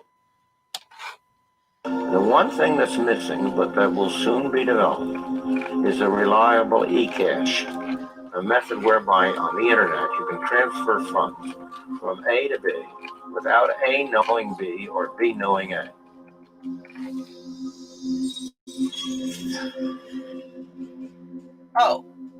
Oh, sorry. It just went straight into the next video that I was watching. What is a Bitcoin? What is Bitcoin? What backs a Bitcoin? You put some of. Okay, well, this was actually really interesting. There we go. All right, and I can stop sharing the screen. Oh, you guys, is that not the most beautiful thing? Like, I didn't want it to end. It's just so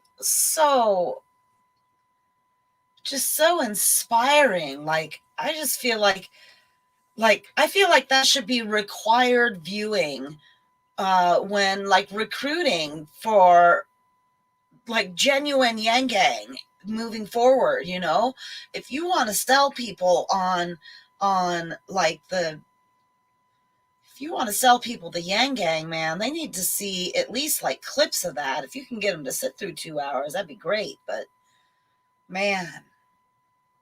And then Ching Jewel has her documentary. I think hers might be called her Yang Gang Diary, I believe. If I'm wrong and anybody's watching that knows better, tell me. But yeah, like I was just thinking about it earlier today, because my ringtone is the 1,000 a month, 1,000 a month. Let's get this bread, freedom dividend. That's my ringtone, right? And then I heard it in one of the some other video that I saw earlier today that was somebody's memory from like a year ago, and yada yada. And then I'm like, man, we have how much content has been created because they were inspired by Andrew Yang, and then like the collaborations that have transpired are just amazing. Like all these content creators on YouTube, like Paget and Matt Skidmore and friggin' Nerds, Tom from Nerds, and like Problem Solver, like all those guys, man, Boyce at Mindful Skeptics, and like they have been like nonstop creating content for Yang Gang. And then there's so many more that I'm not even naming. Like, you should see my subscription list on YouTube, you guys. It is huge, and it's probably like 90% Yang Gang content. Maybe not quite that much. I'll go down to like 75% because I do watch a lot of other stuff. But yeah, dude, it's really inspiring. It inspired me to do this, I've never done this before. I've never done podcasts before in my life. This is weird, you know. I'm sitting here live broadcasting, only one person's watching, but like I don't even have makeup on. Like it's made me, they were saying like, the one guy when they were in the bar said like, don't, like, he makes me feel better about myself. Doesn't he make you feel better about yourself? And everybody said yes, and I feel better about myself. And I really related to like so much of what everybody said, you know. And so this is where I'm gonna like give us a pep talk. Like we can't give up, Yang Gang. Like we have to stick it out, man. We got to stick together. We got to help take care of each other. We got to support each other, whether it's on social media or in real life or however it works out. But we gotta be there for each other, and we gotta stay tight, and we gotta keep lifting each other up, because we're losing Yang Gang, you know, like we're losing some people, and we've gotta keep our Yang spirit high so we can attract genuine people that understand the humanity first philosophy and do want to go forward, you know, move the country forward and all of that, right? Like we don't want, there's some fakery going on, and you know, people are infiltrating groups that aren't there for, they're there for nefarious purposes, and that's really frustrating. So you know, we want to be careful at this particular time. It doesn't seem, we just have to be careful. You know, not everybody is our friend. That's all. I don't know. I still have some apprehension about some stuff, you know. It's a tumultuous time in America, isn't it? It's been a tumultuous time for a long time. But this is some crazy shit, man. I've never seen anything like this in my life. All this insanity. But, you know, we're going to power through. We're going to survive. It sounds like we're going to get another $2,000. And if they give us that $2,000, then they'll give us another $2,000. And then eventually they're going to be like, hey, look at how happy everybody is. And then they're just going to, it'll just organically fall into UBI. And then, you know, that's when things will really start to happen. You know, I don't know. I'm trying to remain optimistic. It is hard. It is hard to do so, but I'm trying really hard to remain optimistic, and I'm going to campaign for Yang every single day until he is president. You know, whatever that takes. Like, I don't know what that's going to, that's a long time. I know 4 years, like, but I'm committed to do it. Like people are probably going to get really sick of it, but I don't really care. And it's not even so much about Yang. It's more about like the policies and the values that the policies that he's created and promoted, and then the values that he promotes, and the optimism and trying to like change the mindset to the mindset of abundance and stuff like that. Like I feel like I need to think that needs to be one of my next tattoos. I was just thinking about tattoos while I was watching the video, the documentary, and like which Yang tattoo, which Yang word would I like to get tattooed on my arm right here. So, you know, you can see it right here. I have this big, it'd be on this arm actually, this big empty space right here. But yeah, I already have forward and humanity first right here. The forward is teeny tiny, and then the humanity first. So maybe I could kind of expand on that or something, you know. But like I'm committed. When I say I'm Yang Gang for life, I'm Yang Gang for life. Just today, I was yesterday and today, I was starting to mess around with my little photo art app and making some pictures because I want to get into drop shipping and start selling some Yang merch, some Yang Gang merch and stuff. That's something I've never done. I don't even really know what I'm doing, but I sure am going to try. Yes, look at this beautiful baby, my Chico Suave. Yeah, he inspires me. Yep. I should put a picture of him on a shirt and then put like a little math hat on him. He could be my model. All right, you guys. Well, I don't really have much else to say.